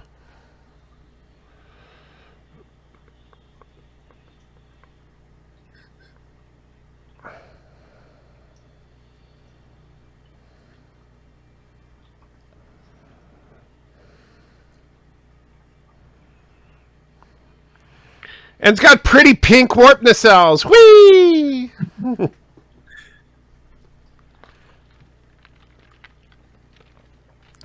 Oh gosh, man! With these episodes, so many times I think we're done, and they just keep going. Yeah, like the long live the Empire. I'm like, okay, that's the scene. We're moving on to the next episode. It's like, nah, we got another 5 minutes, 4 minutes. Yeah.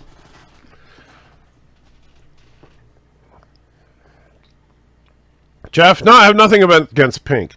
I just think it's kind of silly that the girl power ship has a pink deflector dish and pink warp nacelles.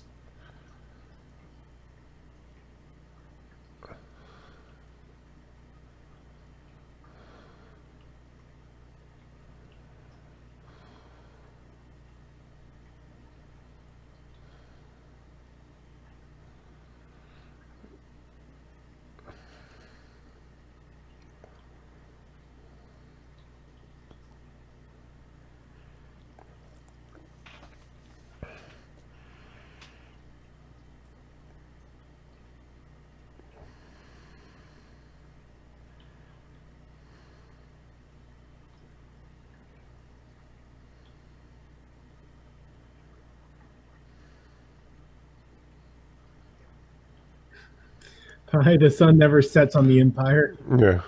You know, how many times is freaking Ash gonna look like he's gonna cry for Burnham?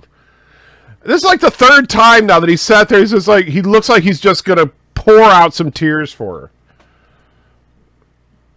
He's just so in touch. Daniel, you didn't notice that the ship had pink nacelles and a deflector dish? Really?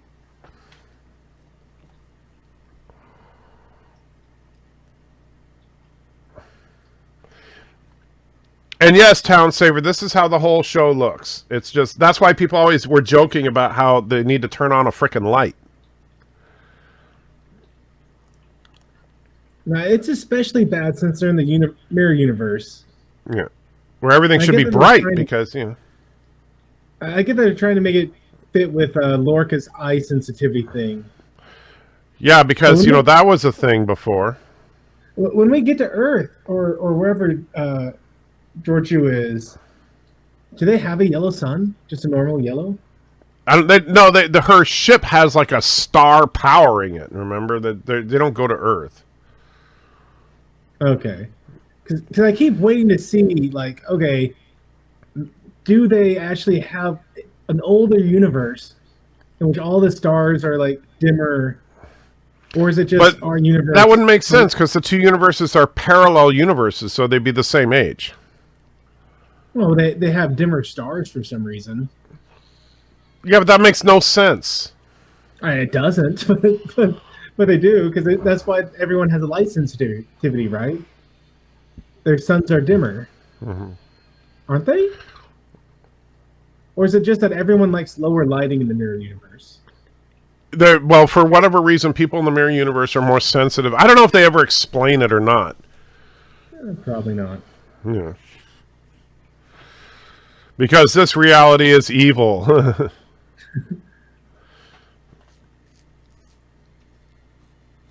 Okay, Yeah, straight to the John. neck? Yeah, so let's see. There's 14 to the season, right? 15. I thought you said 14. You keep 14 adding. is season, 14 is season 2. Season 1 is 15 episodes. Oh, jeez, you're killing me. I know.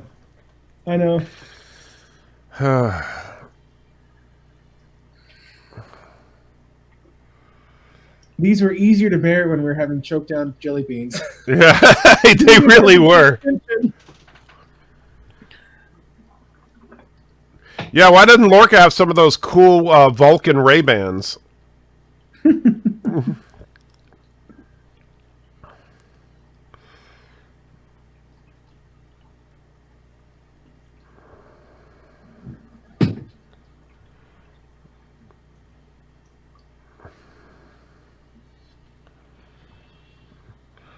Just got to get all the torture porn you can out of this show.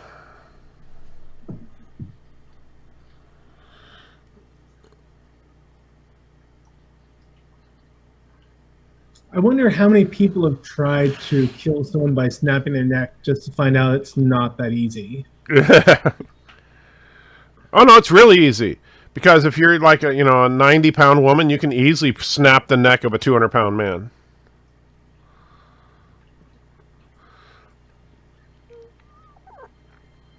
It's a good thing they're all wearing armor because, those daggers go right through their armor. For reasons.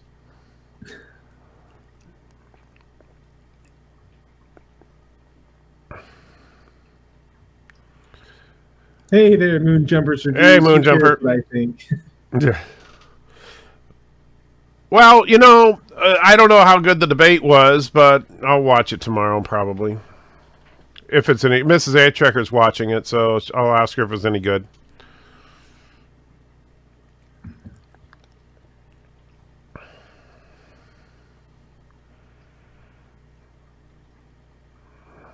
I wonder if they did the shots for. No, that was in season 2. I was going to do the short trek Calypso. So it looked like the same sort of angle that they were getting right there, and the same sort of lighting. Well, Calypso was actually, wasn't that after, it was in between season 1 and season 2. I honestly don't know. Yeah. Calypso, I believe, was one of the first season of short treks.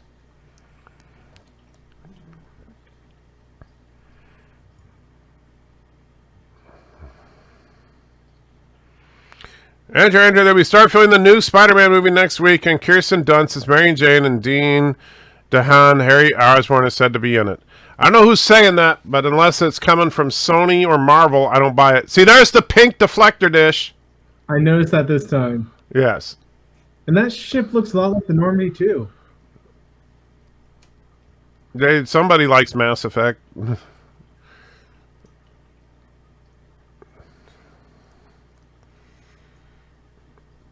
So no, that was a yellow sun.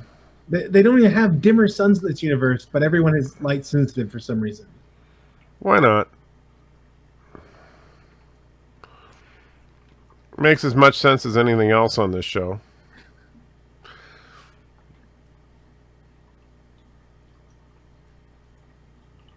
See, she just said the light is different. She can say whatever she wants to, but they're showing me it's not. No, but you see, Burnham is special and magical, so she knows.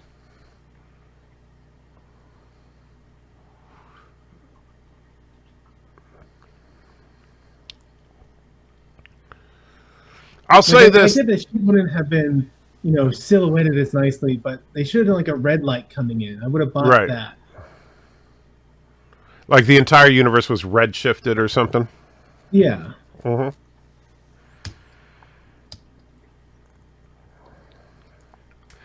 I actually, yeah, if the Shinzo had round nacelles, it would make a good fit for this era.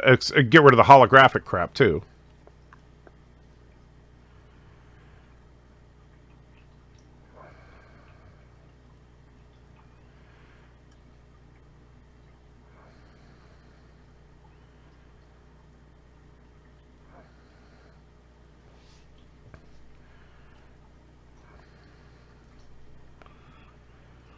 Yeah, we can see how you're struggling there, Michael.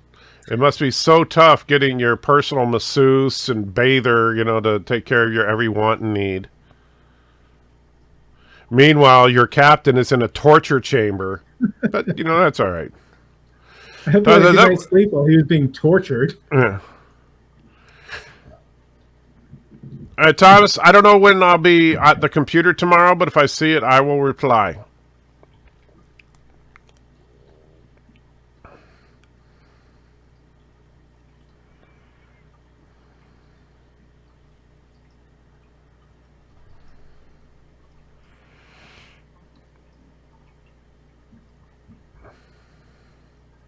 This. Okay, so her little speech here, it makes for an interesting thing, in that she does this big spiel about how long can she be in this society before she adopts the kind of mindset of the society. Is what it boils down to. Which it's interesting because the social dilemma, the documentary that came out recently that was lambasting social media platforms. That's their position, that by allowing this hateful speech to go on, all it does is breed more hateful speech, and social media platforms seem to kill it. You see, I don't think that allowing it makes it happen. I think that it happens. I think that basically allowing it exposes people for what they are. Exactly. But it's interesting because Discovery is representing the stance of people who think that its existence causes it to grow. Right. Whereas in TOS, in TOS, the mirror universe counterparts are inherently evil. In Discovery, they're evil because they're in the mirror universe.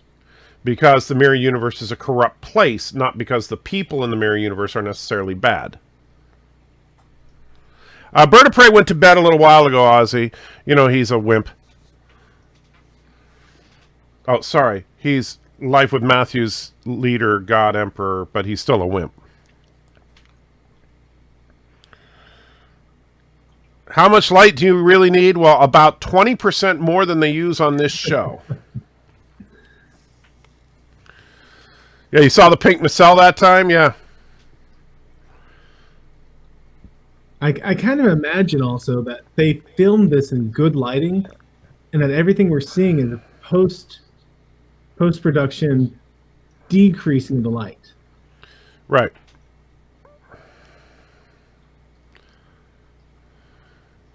Maybe Earth, after its Third World War, lost its ozone later and could explain the light sensitivity. No, because see, the problem is that everything in the mirror universe and the prime universe are identical, but just attitudes are opposite in the original series.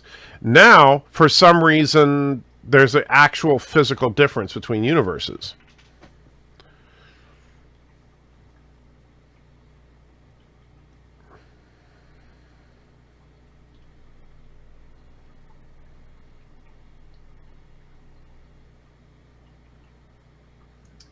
Ryan, there is a link on Anti-Trigger's site where you can join in with us if you just want to sync along with your account. If you can pick up what I'm putting down. If I can remember where I put it.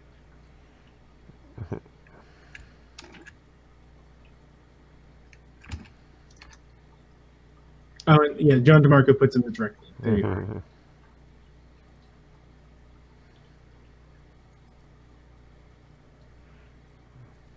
Yeah, let's risk security and everything just to say, hang in there.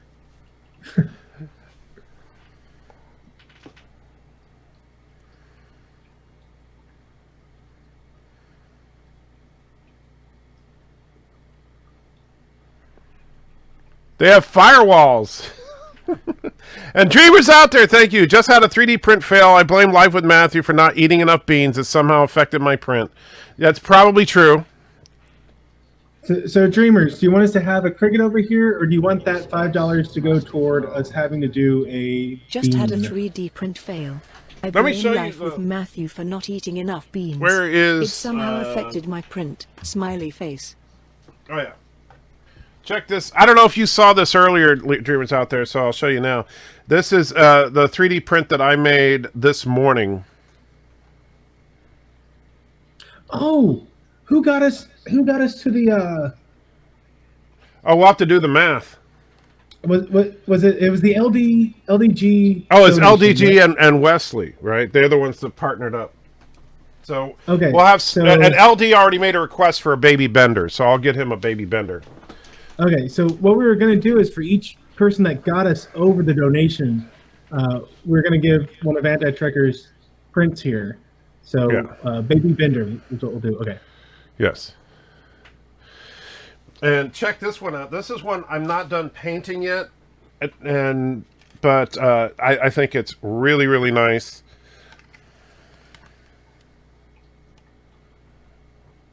Life-size Doom mask. I'm actually working on designing a full helmet so I could wear it.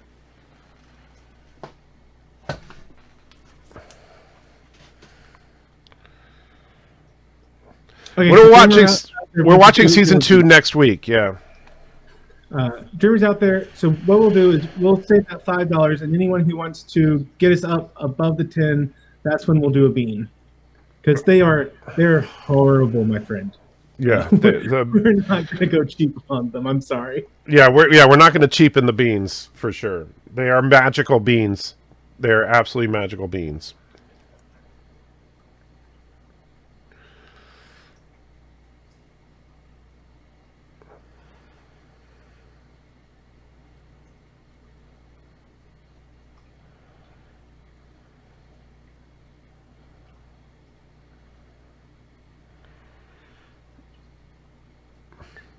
I cut it in half and sent it to Wesley and LD. Actually, I'm going to find that baby bender model for LD. That I'm going to do because he has been wanting a baby bender for some reason.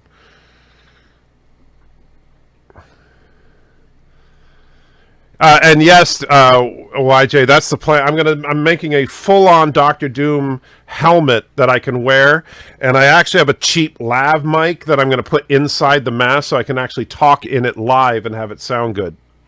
Oh, neat. Yeah. I should have taken the red pill, yes. Come on, guys. We need to make $1,191.36. We've got to do it. Tell your friends, share on social media. Let them know that our suffering is their enjoyment.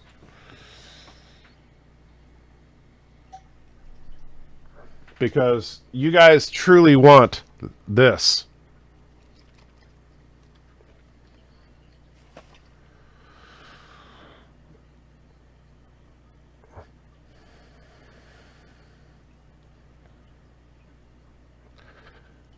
Daniel, the actual totals are sitting right next to Life with Matthew.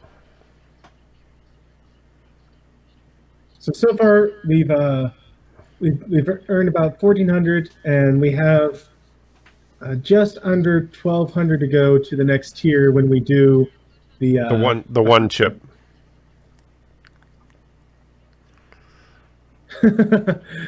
Thomas almost did 2K, but he's not quite that rich. Yeah. You don't have to do 2K, Thomas. If you just do $1,191.36, then we won't ask for another super chat for the rest of the night. It's true. We'll just focus on enjoying the show, and then next week we'll get up to the gummy bear. We're not that greedy. Besides that, we don't want to hit the one chip and the gummy bear in the same night. We really don't. And for those who are joining us, what we're doing with these beans is they're the Bean Boozled jelly beans, where they have, 20 unique colorings. No, 10 colorings, 20 flavors. Yeah, 10 colorings, 20 flavors. So one of the colors is a safe color, or one of the flavor, or gosh, I'm not explaining this very well. It's getting too. Each color has a good and a bad. So, for example, if you get a solid white jelly bean, it could be coconut or it could be spoiled milk. Ah, and the auntie daughter is in the house. Good to see you. I mean, we're 14 minutes into this episode, and they're just doing the title crawl. Yes, because they're idiots. But we've got to list those. How many executive or how many producers do we count? Like 20? 20? Yeah, 21? that's just stupid. So well, you missed it. In fact, LD, if you're here right now, post that link for when we ate the the bug kebabs, because my daughter would love to see that. Or if you have the link for when we did the 8 or 10 jelly beans in one go. Oh gosh, that was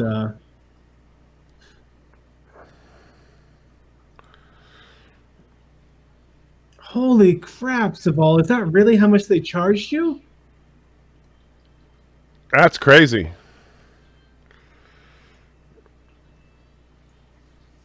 That is a lot of Zen.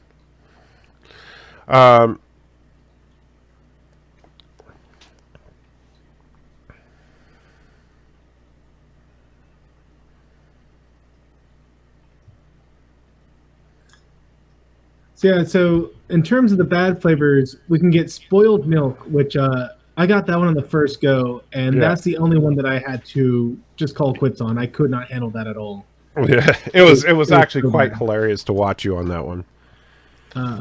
Because you were just like this moment of shock when you realized how bad it really was. It was beyond horrible. Rotten eggs, toothpaste, dirty dishwasher. That one just permeates everything. Yeah, the dirty. Oh man, it makes your saliva feel like it's dish soap. Oh, it's horrible. Just talking about it's actually churning my stomach. Boogers, canned dog food, stinky socks, stink bug. There are, and then you have like the only one that's tolerable is the toothpaste. Yeah, it's like okay, I'm brushing my teeth. No big deal there. Oh, Commodore Ty, thank you, my friend. Bean time. We're gonna do a bean. So reach into the magic box and see what you get. I got. Oh, thank you, Lord. I got a blue one, so it probably won't be too bad. Okay, I got a brown one. Uh-oh, so that's a 50-50 shot on that one. All right, so you ready? It's either dog food or chocolate pudding. So here we go. Go. Oh, it's toothpaste. The thing about the the toothpaste one is not good, but it's not horrifically bad. Like you could see on Life with Matthew's face, he is really not enjoying his dog food right now. It's not the worst, but yeah, it's definitely not the worst of them, but it's not pleasant. Yeah. And the toothpaste, the problem with the toothpaste one is it kind of feels almost like you just brush your teeth and then you reach into the sink and grab the water and start drinking it. That's kind of what it tastes like. You know, it's just the idea of it. Uh-huh.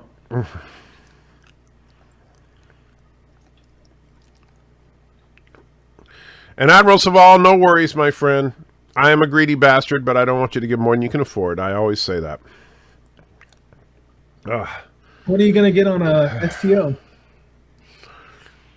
Well, hopefully with that much Zen, anything he wants. And the timer's up, by the way, so you're okay.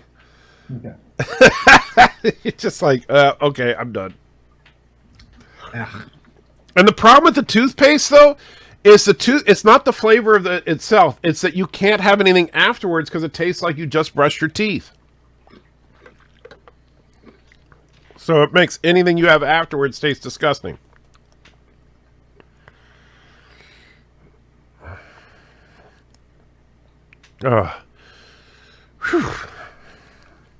So thank you, Commodore Ty. We got lucky on that one.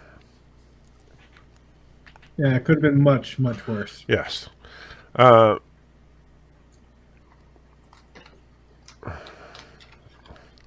Toothpaste is tasty. I don't think well, compared to the dog food or the spoiled milk or the dishwater, yeah.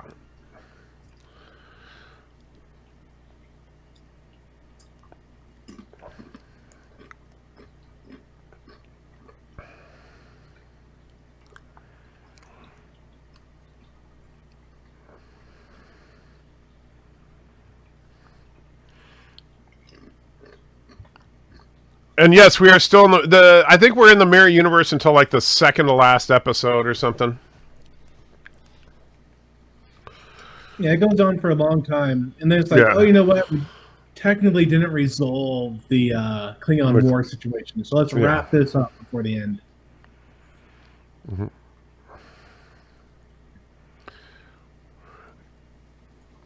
Yeah, I you know those games, they suck your money away. And I won't do it. That's one thing I do like about Elite Dangerous is that while there are microtransactions, it's all cosmetic. It doesn't like change your actual abilities.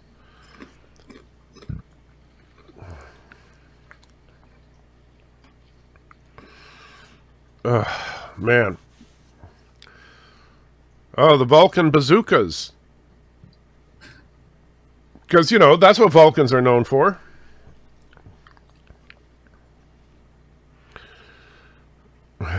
You know, technically, when you think about this, the whole point of the Mirror Universe storyline is that the Federation was too incompetent to actually win the war with the Klingons. They needed Emperor Georgiou in order to be able to win. Right. Because why not?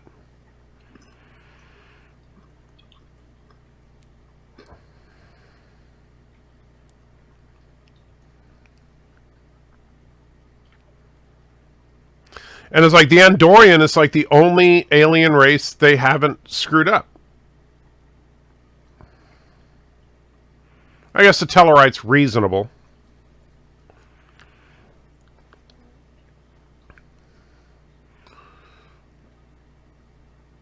And yet, Tim was talking about how he spent that much money over 3 years. They get you just little by little by little. Until you suddenly realize when you add everything up and you're like, holy crap, I've spent so much money into this game. And, you know, people say they never spend that much, but then they do games like, what was the original one? EverQuest, I think it was. It had a monthly subscription fee. Discovery and painful food. Savages. Right. That Dealer's was, choice. I mean, $30 a month, $25 maybe. So that was $250 a year. It adds up real quick. It does. All right, so Ryan puts in a couple of bucks, says Discovery and Painful Food, Savages, and Dealer's Choice. Well, we're not doing the Super Chat animations right now, but that $2 is going towards our next cricket or bean, depending on who pushes up. So if you want us to do crickets, we're $3 away. If you want us to do beans, we're $8 away. You want to do crickets. You really do.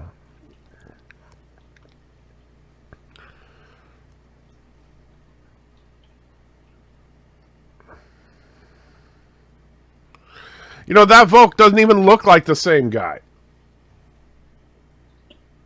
I think that's because Tyler literally was the same actor. Right. Or the same actor did both parts, I think. No, we don't want beans, Commodore. We want crickets. Yay, crickets. And Isaiah, thank you so much. It's at $14.99. Says, eat bugs. New Discord server sucks, but I still love your channel. Well, thank you, Isaiah. I'm sorry if you think the new server sucks, but well, you want crickets. He puts at $14.99 and he wants crickets. You are my best friend ever, Isaiah. So Yeah, I'm not going to complain. Yeah, we're not complaining on $14.99 worth of crickets here. Bug's new Discord server sucks, but I still love your channel, Auntie. So, Isaiah, what flavor of crickets should we have? We have spicy, buffalo, bacon, or ranch. They all taste the same, but we need you to pick one. Yeah, I never bought Zen because I'm a lifer as well, but yeah.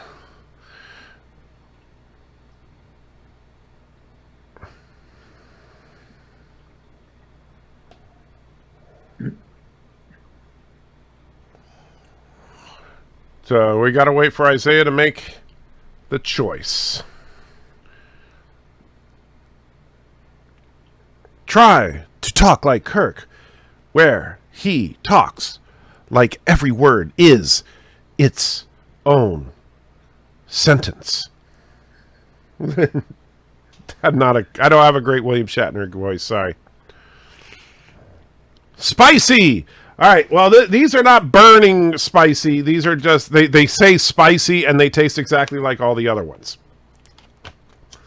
And so I like this moment here because we get to see the first time a Mirror Universe person having a goatee to be the distinction. Yeah. All right, so you ready? Yep. All right. And go. Spicy crickets. That's a spicy cricket.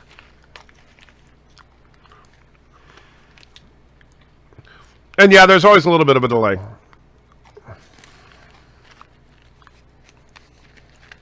Oh, man. I gotta say, well, it's better than the beans. It's like, it's not good.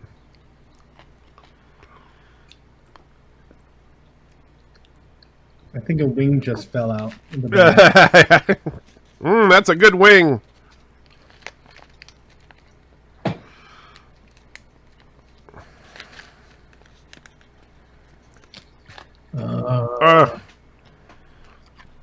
I've never met someone so incredibly amazing, overflowing with compassion.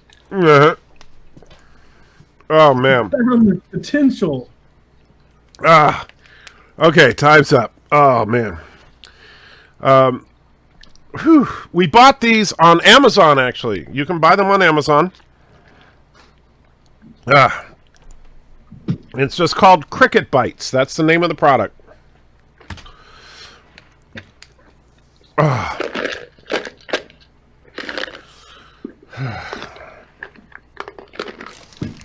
Oh, man.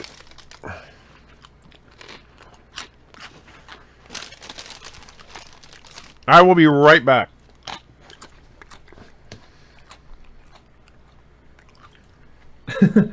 Isaiah's bacon, eggs, and toast for dinner.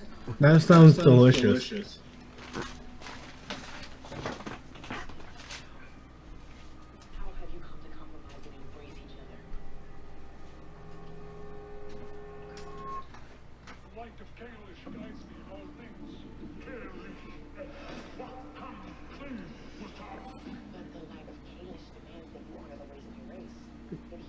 You hear an echo, echo, echo? Are you saying that you can hear the actual? Oh gosh! I'm just gonna have to pause it. Nope. Oh, and Anti's the leader. Let me make myself the leader. Wait. So yeah, I will just pause it there for half a second, guys. Sorry, that was my fault. You know what I did was I muted it on. He turned on the sound for. No, I'll tell you what I did. I realized what I did as I was coming back up. I hit the mute button on Streamlabs, but I did not hit the mute button on XSplit. And so when I walked away, I unplugged the speaker, the headphones, so I could hear it when I was walking down the stairs. And then it was obviously. You guys could pick it up, but you can start back up. I got the headphones plugged back in.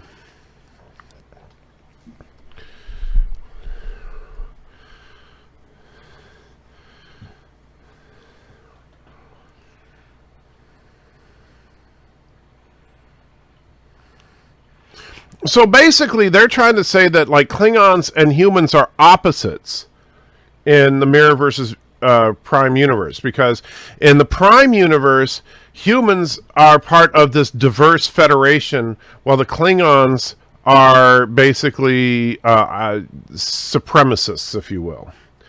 Whereas in the Mirror universe, it's the opposite.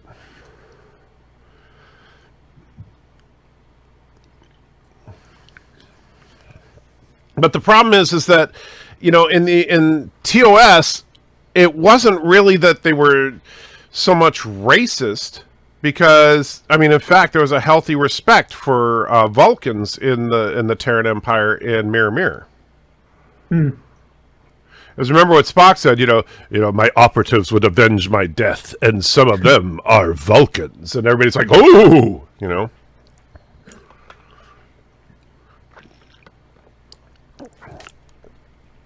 It wasn't until Enterprise that they kind of made it out that the Vulcans got beaten up by the humans, which doesn't make much sense. Hey, Captain Foley's in the house. Hey, Foley. And Captain MKG throws a buck our way, so that puts us at 3 towards a cricket or towards a bean. Hopefully cricket. We just want crickets. That's all anybody likes. Crickets, crickets, crickets. Get your crickets. Fresh roasted crickets. Or if somebody wants to give us $1,162.06, we will shut up about Super Chats for the rest of the night. It's true. And we'll go straight to having the... Hey, Sean, good to see you. All right, you have a good one, my friend. I didn't even realize maybe we talked and I just didn't realize that my brain is shutting off at this point. Too much cricket meat. So have a good one, Sean. Hope you're doing well, and we'll probably talk again in the near future. Oh man, the belches are the worst. They are. Every time I belch, all I get is that dirty dishwasher. Yeah. Yeah, I you know what I'm thinking, Captain Foley, is that after we're done with part 2 of our marathon next week, if I have any of these Bean Boozles, I'm going to send them to you. That you enjoy some of the fun. Good old Gary, can you even super chat that much? Technically, no, but you can use PayPal or I don't know what the limit is on Streamlabs or Streamlabs. Yeah, I think it's only limited by PayPal. Okay. Assuming you're going through PayPal on the back end. Yeah.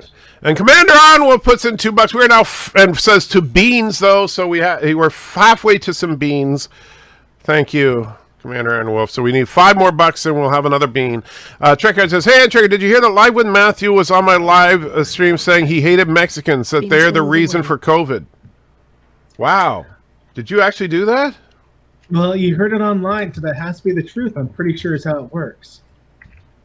So no, I didn't know about that. When did that happen? Like just now? Like, so he was actually like on your live stream blaming Mexicans for COVID while on this live stream.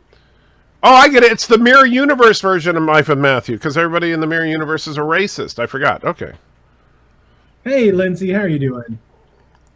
Yeah. So what it was is that he was talking about how in May and June, COVID almost died where he is.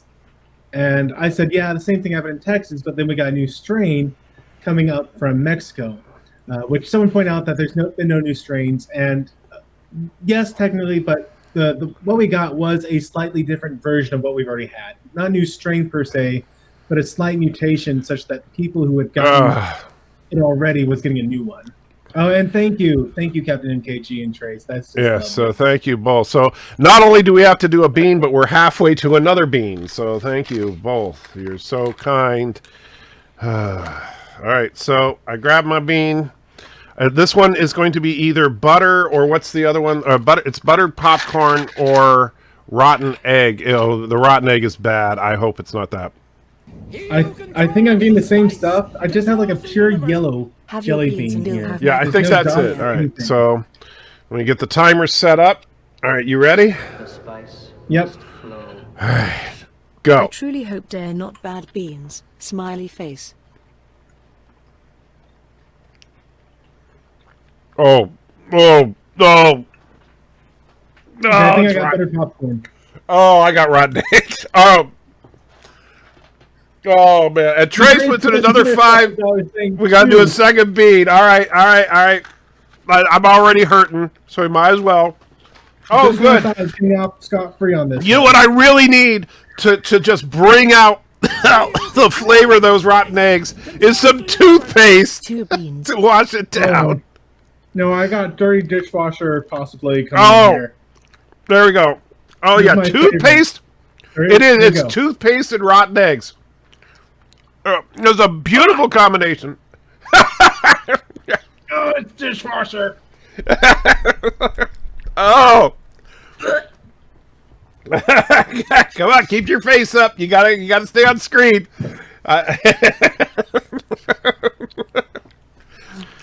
Oh, Captain Foley renews the timer. Thank you, Captain Foley. Oh. I can, He who controls the spice It's really, controls the universe. yeah, it's really interesting how the rotten eggs and the toothpaste just combine to make a unique and new flavor, unlike anything fit for human consumption. oh, that's not so bad. I hate What do you the have? You have dishwasher. popcorn and dishwasher liquid, right? Yes. Oh, Yes, I do. don't worry, only 23 seconds. We'll be fine. We'll be out of the woods soon. Oh. Oh. Jeez. 8. Go down quicker. Okay. Okay. There it is. We're done. Oh. Oh.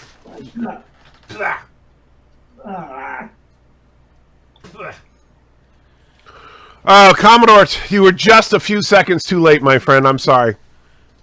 Oh, IJ says, too bad you don't have any bug kebabs. Well, no. Well, the next big one is way worse than bug kebabs. I'll tell you.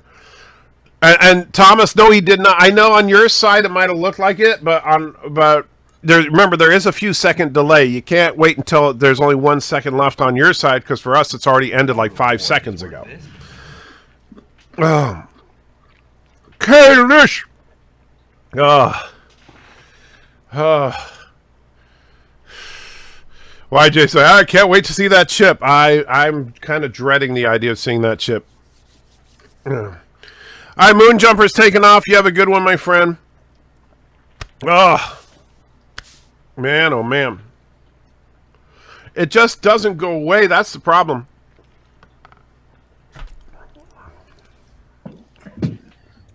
Okay, so here they're doubling down on it again. That they ripped out like all the organs of Bulk, put them into Tyler. Except no, they didn't do that to Tyler. They crushed his own. They crushed Vox and put Tyler into his brain, and then put his brain back on. It's so stupid. It's so stupid. Is what I'm getting at. Yes, it is ridiculously stupid. It makes no sense. No, okay, so first of all, Tim, as the problem with the separating the flavors is that you don't really know. You know it's one of 2 possible flavors for each color. So you don't know if it's a good one or a bad one until you actually eat it. And we're not spitting the beans out. It's just that once we get to the end, it's like whatever's in my mouth, usually like so saliva, is like, get that out because it is just nasty.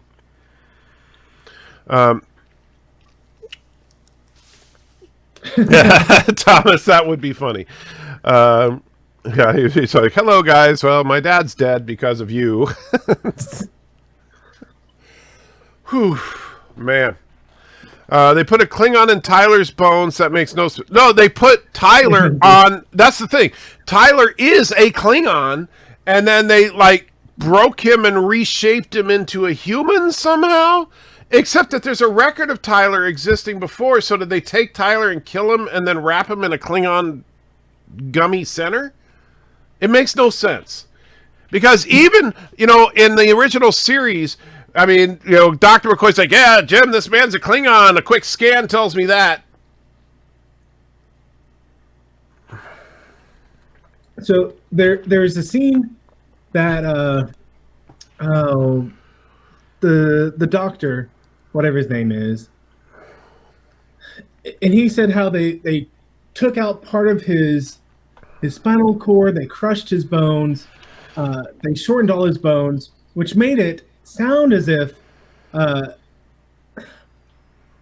that they took Volk's body and physically shortened everything down so that he'd be the right dimensions for Tyler. Right. And then you also see that scene right there where they're literally ripping the organs out of Volk while he's conscious for some reason. But then they turn around and say that they took Volk's brain and put it on top of Tyler. So Tyler is supposed to be the original person, and it just has Volk's brain on it. It's like they wanted the Volk to be a sub-personality on top of Tyler, and said that, yeah, well, that's how we really want it, but at the same time, we want all this graphic imagery of ripping out organs. So Right. we're going to have our cake and eat it too. And I do got to say, Admiral Saval, you know, as far as that one thing that got hidden and deleted, please don't put things like that in the chat. They're not appropriate. Those kinds of accusations do not belong on YouTube. They can get a channel banned for life. So do not put comments like that in the chat, please. All right, so brain on top of brain on brain. What? Yes, exactly. It's stupid. Once you get that printer, you're gonna have PTSD just looking at it. Well, yeah, that's a fact.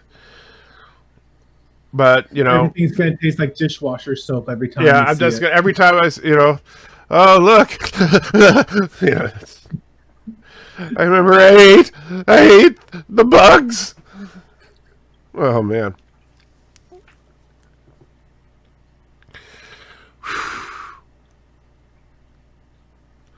Don't judge the sons for the sins of the father. Oh, yeah, talking about that same yeah. My mom sent me a text. She's like, I just watched some of the show. The chip scares me. It should. If your mom is, if Live with Matthew's mom, by the way, I don't know how you survived having that as a son, but you're absolutely right that, yeah, this should scare you. This is seasoned by the hottest strain of chili on the planet, based on Guinness Book of World Records. The Carolina Reaper is 2.1 million Scoville units, which is almost on par with police-grade pepper spray. That's how spicy this is. So, yeah, that's going to hurt if we get to it. $1,139.93, and you will see both of us burst into flames. So, yes. So, Klingons created a Frankenstein monster. Well, not even that, because the Frankenstein was at least a reanimated corpse. This guy is just, like, tortured and mashed and rebuilt, but he's not, like, a dead person that they brought back.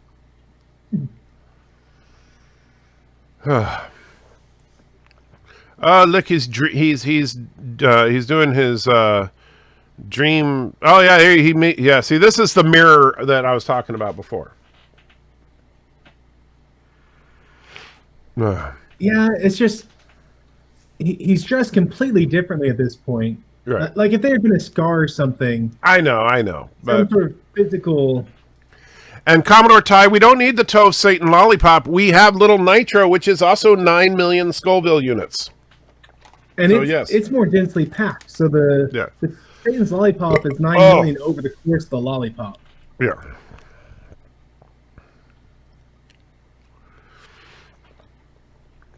Well, Phi, it's not real. I don't know that it's really clearly explained, like, what happened to Volk versus what happened to Ash. It does seem like they somehow fused them together. Like they used a Volk's material to reshape, or they used... Yeah, it's stupid.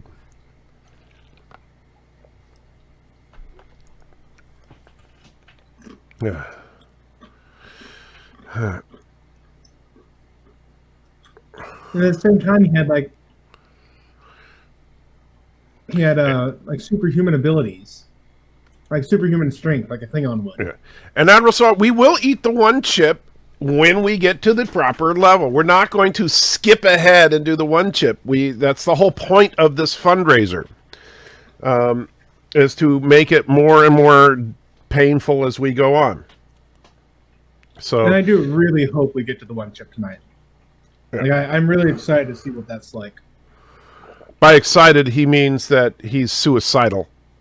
That's what it sounds like. And where's the spicy gummy bears right here? It's the little nitro.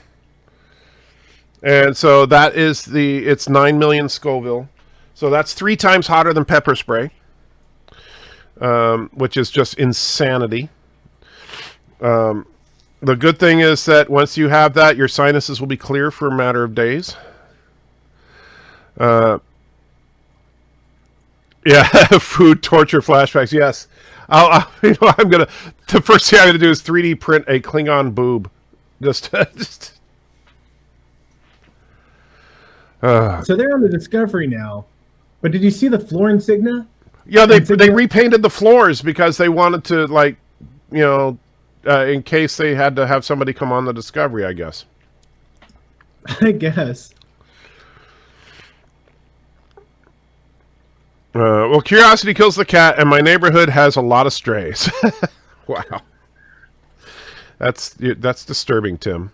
That's just disturbing. So, I never noticed that before, but that little data thing that he was holding looks very much, it's the same shape as the data tapes they use in TOS. I'll give them credit for that. But you see, if that's the extent of how they actually revision things, nobody would be complaining about it. It's the same form, it just looks a little more modern. I'm fine with that. Like, same thing I could say about the communicators and the phasers. I don't think they look horrible. The ships, though, they look like they're on a totally different franchise. Ugh. So how did the Discovery get in close enough to transport Ash in without being spotted? What do you mean? So the ship that Burnham's on transported the Shinzo transported Ash out as a as a death penalty. Then somehow, without being detected by the Shinzo, the Discovery showed up, transported Ash into their area, and didn't get caught doing it. Because magic. Magic beans, specifically. Look how big this bridge is. That is just so crazy. And this is the Shinzo.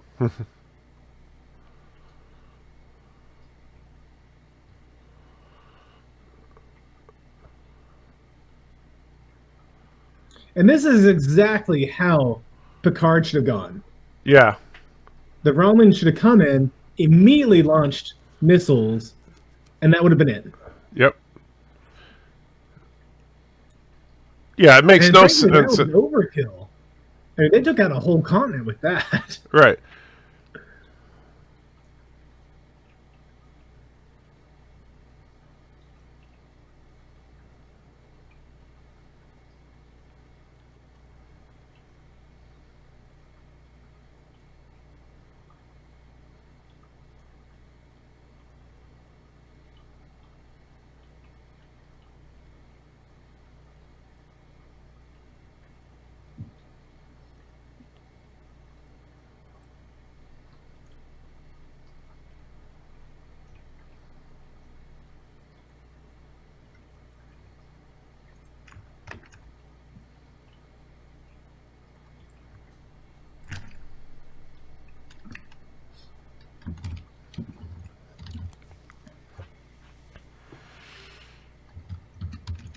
Hail, screwed!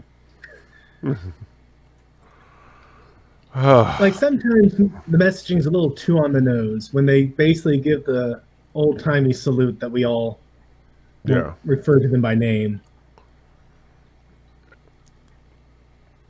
Yeah, it's a bit much. All right, so where are we at now? How many episodes we have left? So here we go with episode 12. We'll get that going through its credits. Then we have 13, 14, and 15. So including 12. We got 4 episodes left here. Oh my God. We're not going to make it. I mean, it's almost 11 o'clock. We only have 2 hours before the new Lower Decks drops.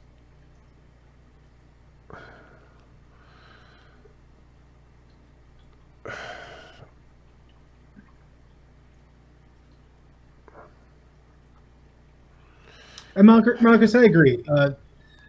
There are good aspects about Discovery. They did not chintz on the effects. They did not chintz on the music. And actually, several of the characters are interesting. Yeah, the only thing they really messed up on was making this all about Burnham, and not having any sci-fi writers on the writing staff. Right. Commodore, next Wednesday we're going to be doing season 2. Yeah.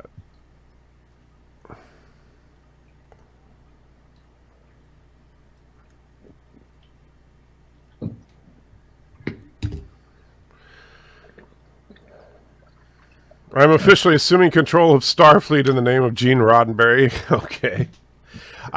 You know what, Gene Roddenberry, I know a lot of people think that Gene Roddenberry would be rolling over in his grave. No, he wouldn't. He'd be fine with this. Yeah. I think we hit all the political messaging that I think he'd be fully supporting. Yeah. Based on what he was supporting back in the day. We have you know what? The only thing that I think Gene would be upset about this is that it's not a utopian society anymore. But even that, I think that he would be okay with it because the point of it is to show how horrible, I mean, at least according to Kurtzman, the point of it is to show how horrible Republicans are. And because they're the Klingons for reasons. And you're also right about that, John, because Gene's main thing was he wanted to make money. And, that's, I mean, that's a fact. He even said it. He was more about making cash, but the problem is that I think Discovery misreads what the fans wanted. They thought that this was going to be a huge hit because they thought what Star Trek was about was the liberal agenda, and they were wrong.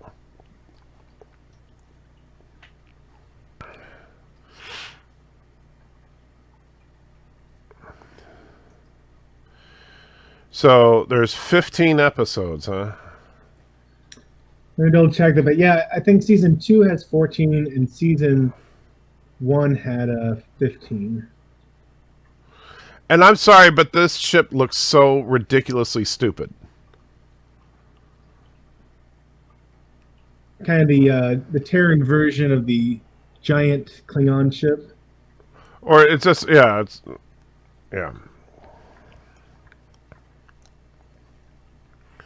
Okay, so we're on episode 12. Yep, 13, 14, 15 still to go. Well, at least 12 is a short one.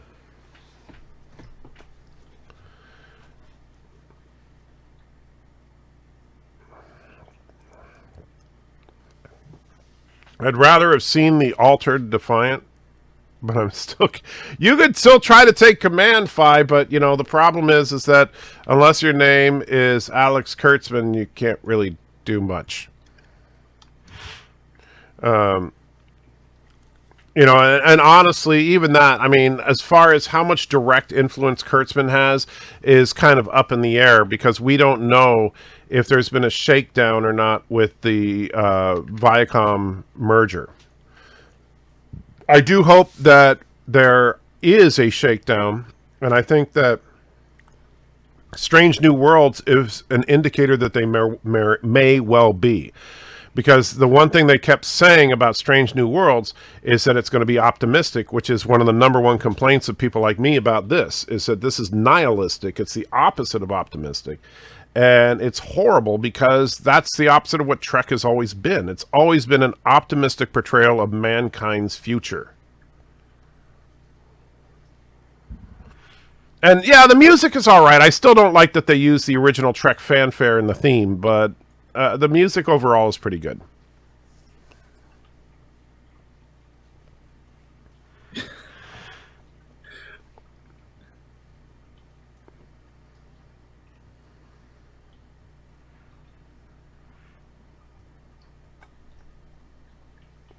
So,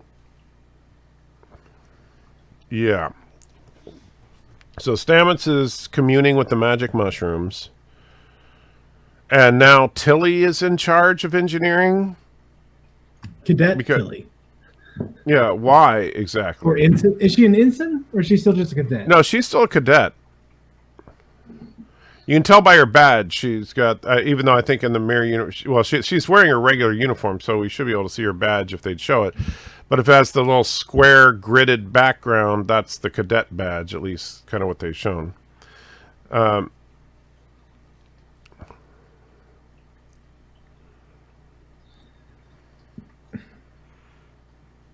I somewhat disagree. I think that there's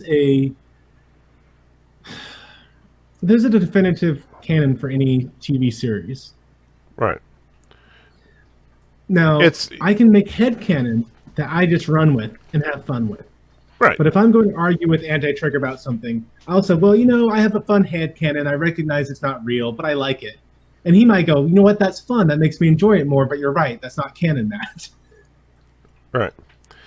And that's a problem when we let headcanon, when we try to say, oh, canon is whatever you want it to be.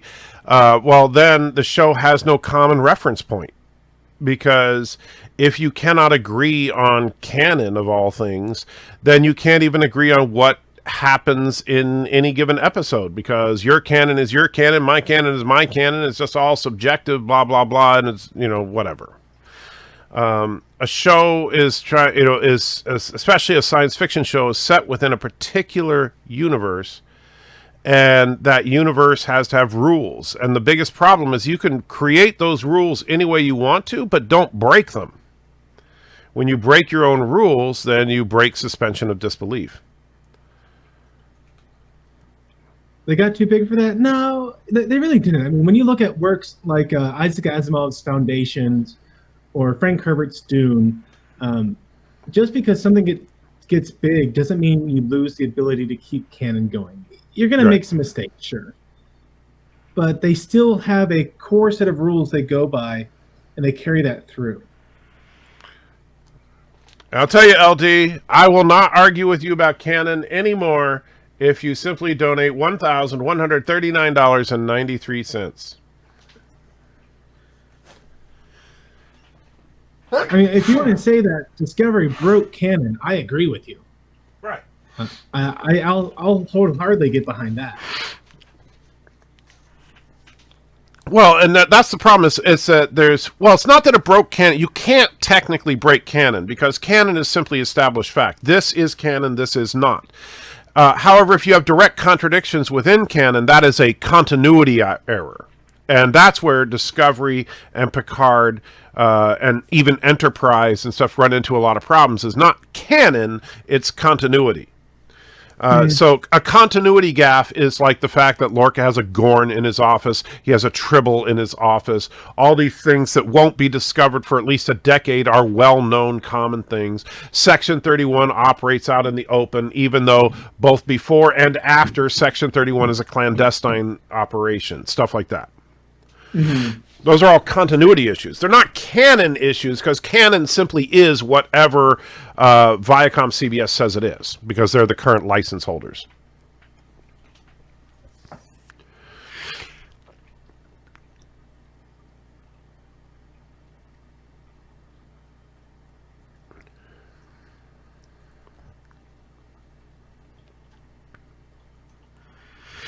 I love how she was supposed to be this big reveal. Like, hey, remember she died in episode 2 and now she's back. Like, I could not care less when I saw her again. Right. Like, they just didn't do a good enough job of investing in the character for me to care when she came back from the dead.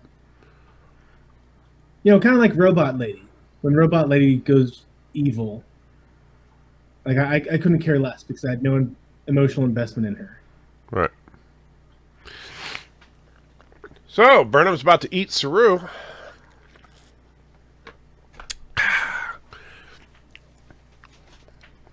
Is that what she was selecting? Yeah. Did they tell her select one to eat or just select? No, she just said pick one, and so she picked the one that looked like Saru, and then they walk him off, and then later they're eating him. Gross.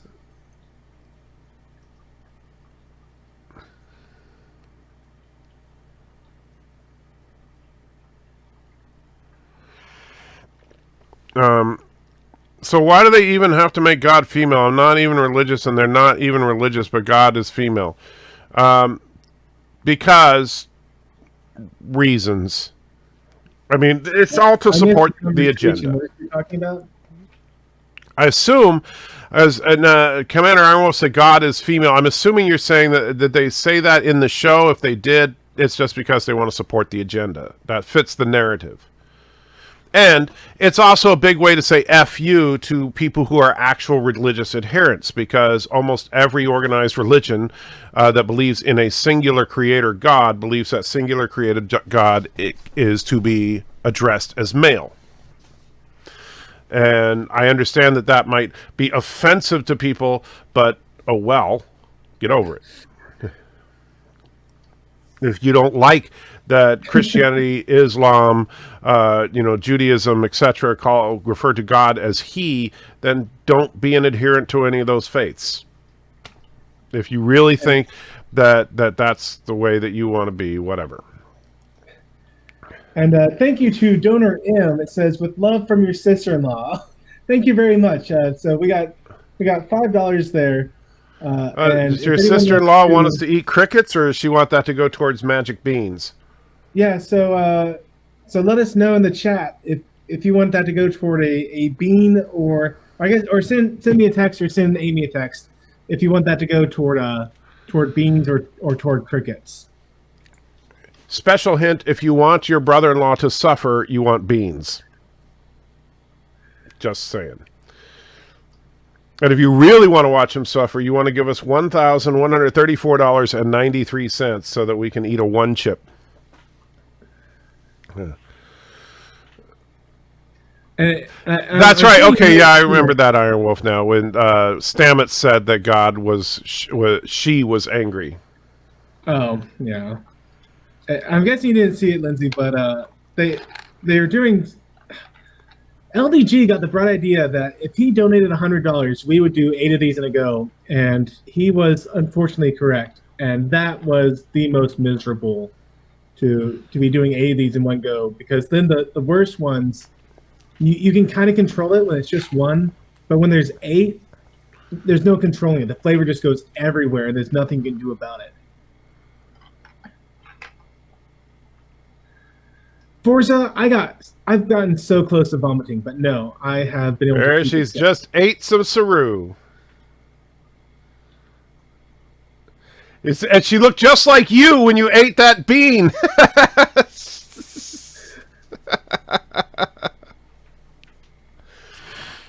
Oh. So she hasn't written back. She probably had to go somewhere. So, tell you what, we'll give everyone just a minute. If y'all want to turn this $5 chat into a bean chat, I'll give y'all just a minute, and if not, we'll go ahead and do a cricket then. And no, Forza, so far we have been able to avoid actual vomit. Barely, but we have been able to hold it down. However, I do have my garbage can right here, just in case. And Forza, yes, thank you. I got some chicken soup in me. I decided I wanted something light.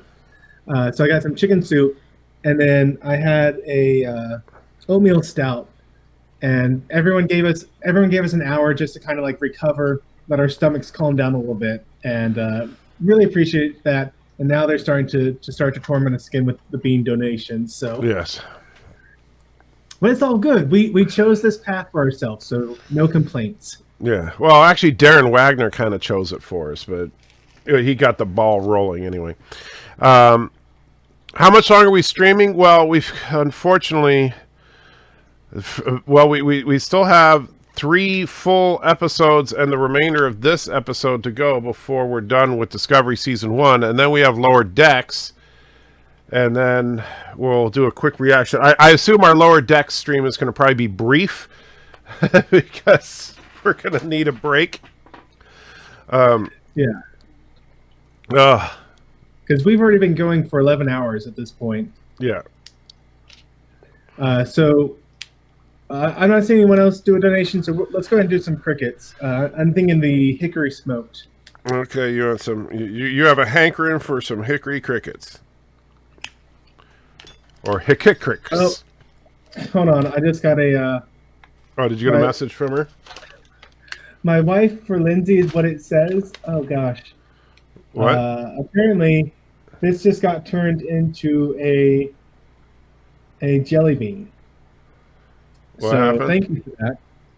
We will be doing a jelly bean, not crickets. Wait, did somebody give another 5? Yep. Oh, well, ain't that a kick in the face? Well, at least it's just a jelly bean, right? That's... Alright. So, this is... Oh, man, this is the one that's either toasted marshmallow or stink bug. Okay. Looks like I'm getting off easy this time. It is either toothpaste or berry blue. Oh, that's not fair, man.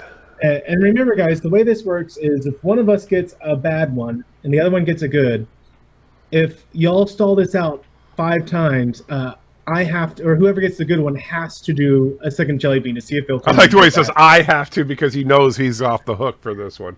It's true. Alright, so you ready? Yep. Alright, go. Oh! Oh! Oh, man. Okay, I got berry blue this time. Oh, lucky you!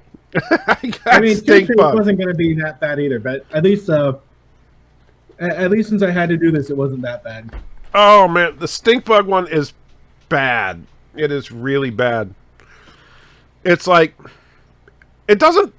I mean, it doesn't taste like a bug in the way that the crickets do, but it just tastes like the stink. Oh, thank you, Amy. Thank you. Amy, you're missing the point of... You control And thank you, Iron Wolf. And thank you, Forza. Now you guys are getting the spirit of it. Just $2 more, and Live with Matthew gets another shot at it. Thank you, everyone. You're too kind. You're too kind. Oh. Oh, yeah. Lindsay will enjoy if he gets a bad one. I will tell you, that is a beautiful sight to watch. I mean, I'm struggling, but man, he just looks like he's about to explode. So, come on, guys. Got 35 seconds. We need $2.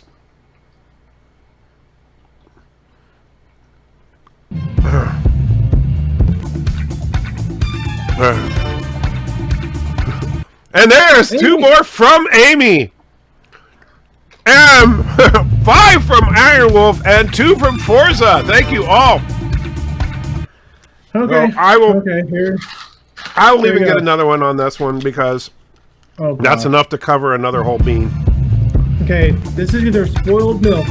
Oh well. Coconut. Hold on. I'm gonna pause then, and I will just eat this one at the same time. But I got to focus in on Matthew because if he gets the spoiled milk, Lindsay, you are in for a treat. All right. Okay, So you ready? here we go. Go.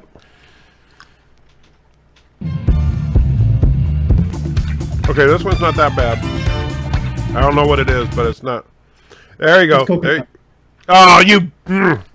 It's only coconut. Controls the spice, controls the universe. Here suffer. All right.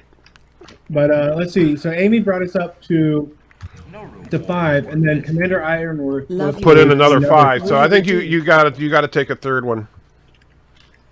And then Forza did another 2. Okay. I'm still trying to get that stink bug out of my system. Oh, Okay, guys. I'll do this one more time since Forza did. All right. Since Commander and Forza both did one. So this one is this is for you, Lindsay. Come on. And there's Iron Wolf with another. What is this one here? This one is Stink Bug. Oh, there you go. There you go. Enjoy the stink bug. Okay. Yeah. Stink Bug, still not as bad as Dishwasher, but yes. No. The dishwasher one, yeah, the dishwater one is definitely the worst. As far because that one just permeates through your mouth. The stink bug one is it's gross, but it's not overpowering. Yeah. Thank you, Lindsay. I'm so glad that you The you spice pushed your must flow. to be Stink Bug. This is nasty. Oh, Forza puts in another $1. Thank you, Forza. So, if we get one more, we actually have to do another bean. So that would be awesome. Yeah. Because I love watching.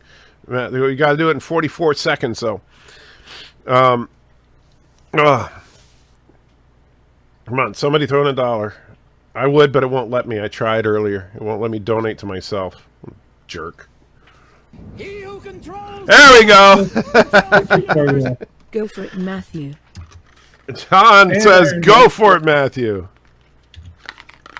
Now, hold on. I actually already got a bad one, guys. I got a stink bug. Yes, but now we're both doing another one, not just you. Okay.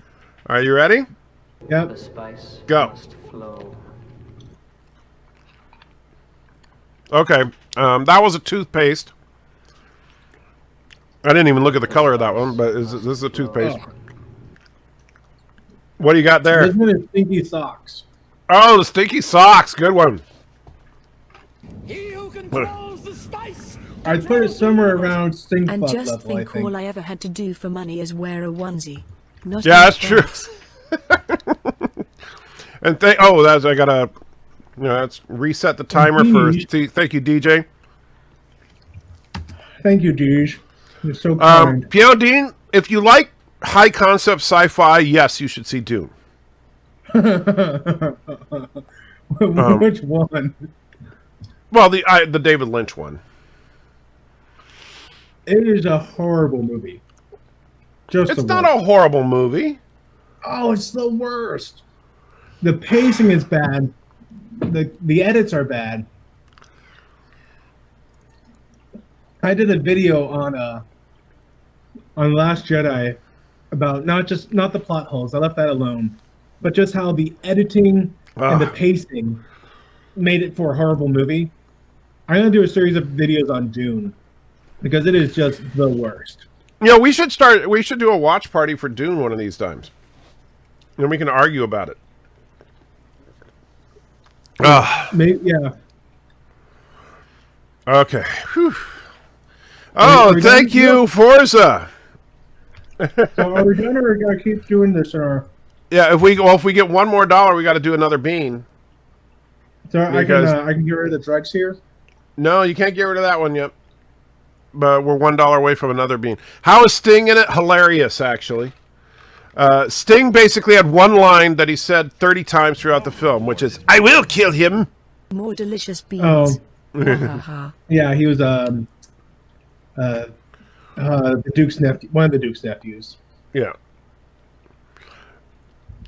LSD is the bomb. And there you go. Lindsay wants to see you have another one. As does Trace.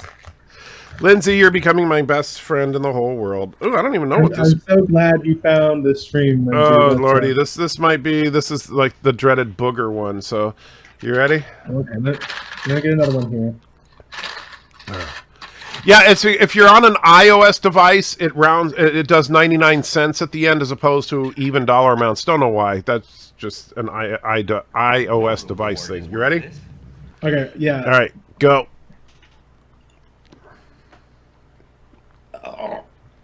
Okay, that's one. I got Reward is worth this. What? What? I got dog food. You got dog food. All right. Keep it down. Keep it down. You can do it. It's not mixing well with the other flavors. Yeah, this one is booger. It's pretty gross, but it's not that bad.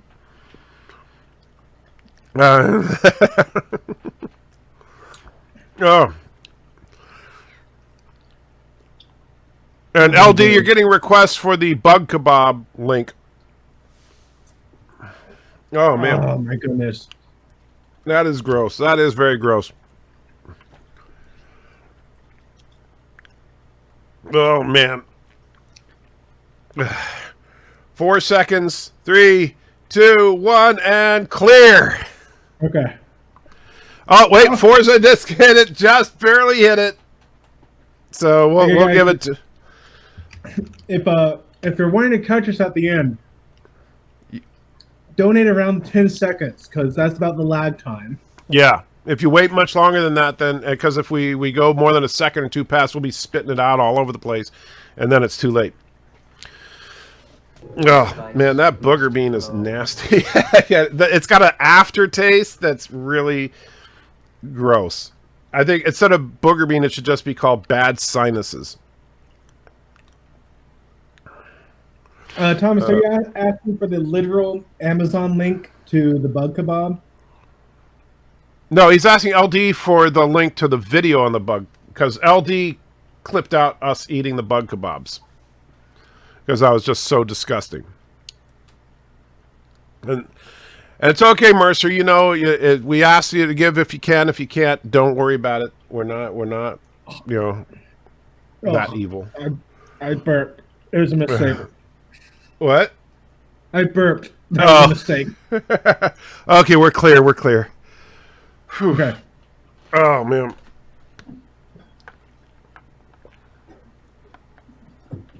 Oh man. That was a fun one. These beans are more than I bargained for. Yeah, they really. Oh man. I was not expecting the beans to be this bad. I really wasn't. I was expecting yeah, I was really expecting the crickets to be disgusting and the beans to be tolerable. But it's the opposite. Oh. That after burp. Yeah, that's the worst. Oh. Because you get just a nice potpourri of flavor. Oh, man.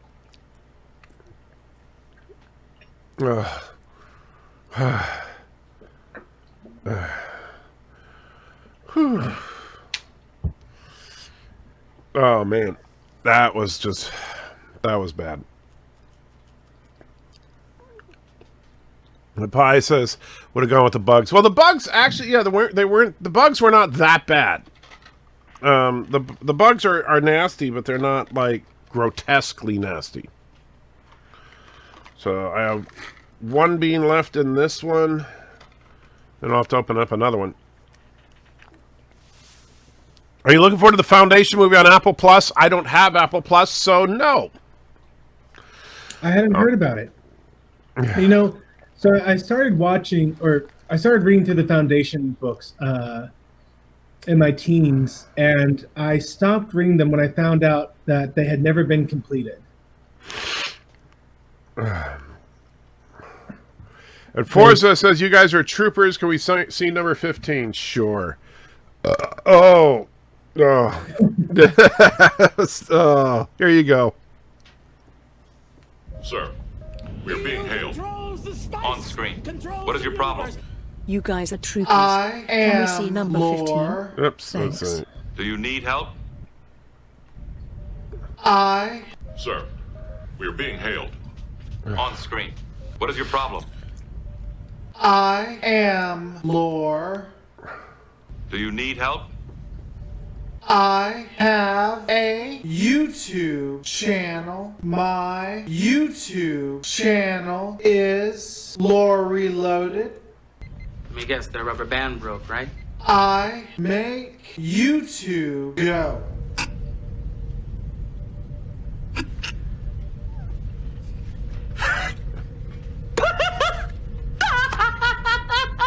There we go. Little number 15 goodness. Oh.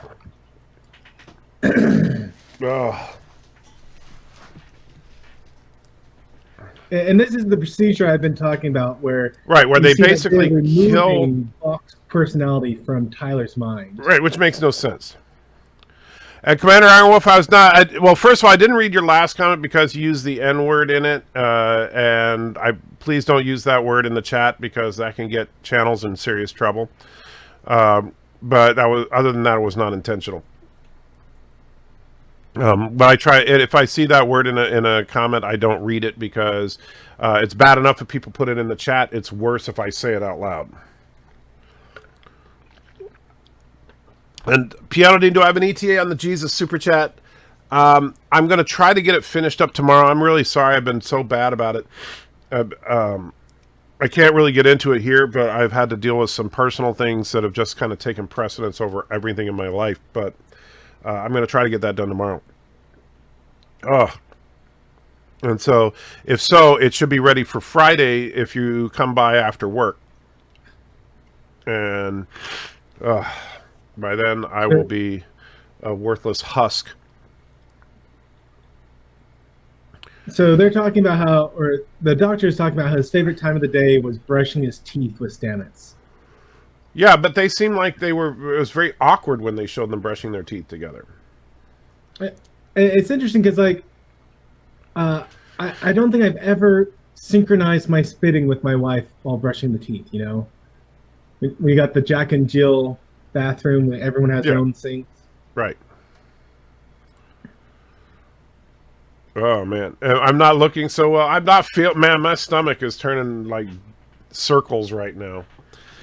You need to take a Tums. Did that help you? It did. It did a lot. All right. Let's see. You got to get that bug chitlin out.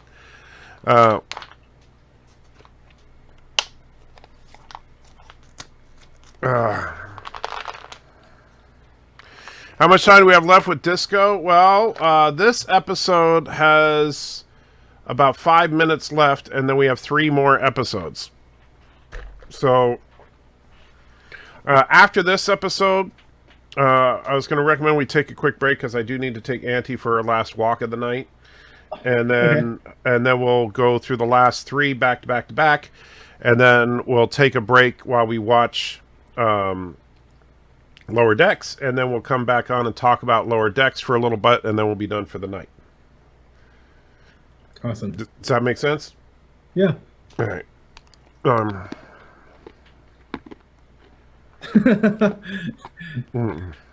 I synchronized spit with AT. Technically, yes. Mm-hmm.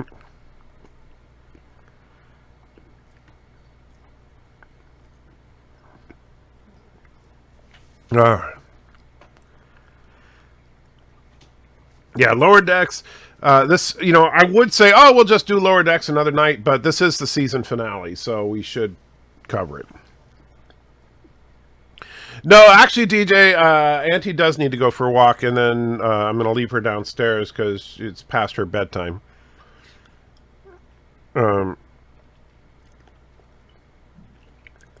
Yes, we are heroes. Heroes for eating disgusting things. This night will live on in internet legend.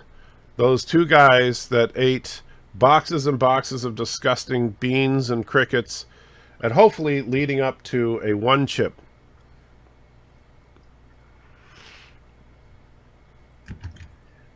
Okay, so at this point, it hasn't been revealed that Lorca is Mirror Universe, right? So we still think he is from our universe. I'm pretty sure. I think this is where the big reveal is.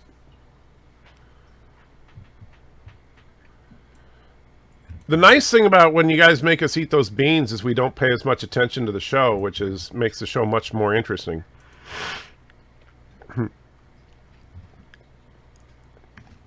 And yeah, I get what you're saying, Commander Wolf. Yeah, they always use the Roman salutes because other people use Roman salutes. I get what you're saying, and you're right, but it's just annoying because it's like, can you come up with something different every now and then? And I know they did it in the original series. They've done it before, but the Roman salute is a little old hat.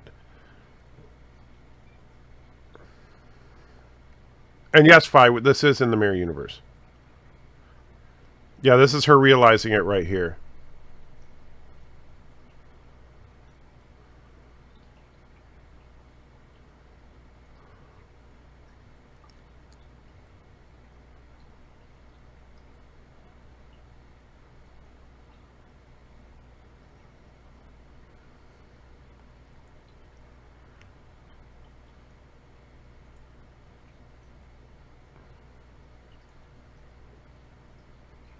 And it makes no sense whatsoever. Right. How does that make any sense? There's no difference between them except that they're both sensitive to bright light, but there's no other difference in the universe. Yeah, I think this is the time for a colorful metaphor. And I do think that Jesus Super Chat is going to be funny. It's entirely my fault, Piano Dean. I'm sorry that I've been slacking, and I don't have an excuse other than it's been a rough patch. It usually Forza, if they go on their normal schedule, yeah, they'll drop it in probably about an hour and a half, which means we'll still have like at least about one episode to go. So we're going to probably be a little bit late to the party on Lower Decks, but most people, aren't even bothering with it. And hey, Bird of Prey's back. Good to see you. We're doing all right, Bird. You missed the glory that was the bug kebab. Oh my gosh, that was glorious. And by glorious, I mean horrific. Yeah, it did not meet what they promised it would be. Yeah, it was much worse. That's all I can say. So, Bird, we are actually, and the rest of it. Oh, were you there for the bug kebab? Okay, I'm sorry. I thought you'd shut down by then. And yeah, everybody can watch the bug kebab reaction thanks to LD, who was so gracious as to want to make sure that it's saved for posterity. But that's okay. I will, So this is like you guys.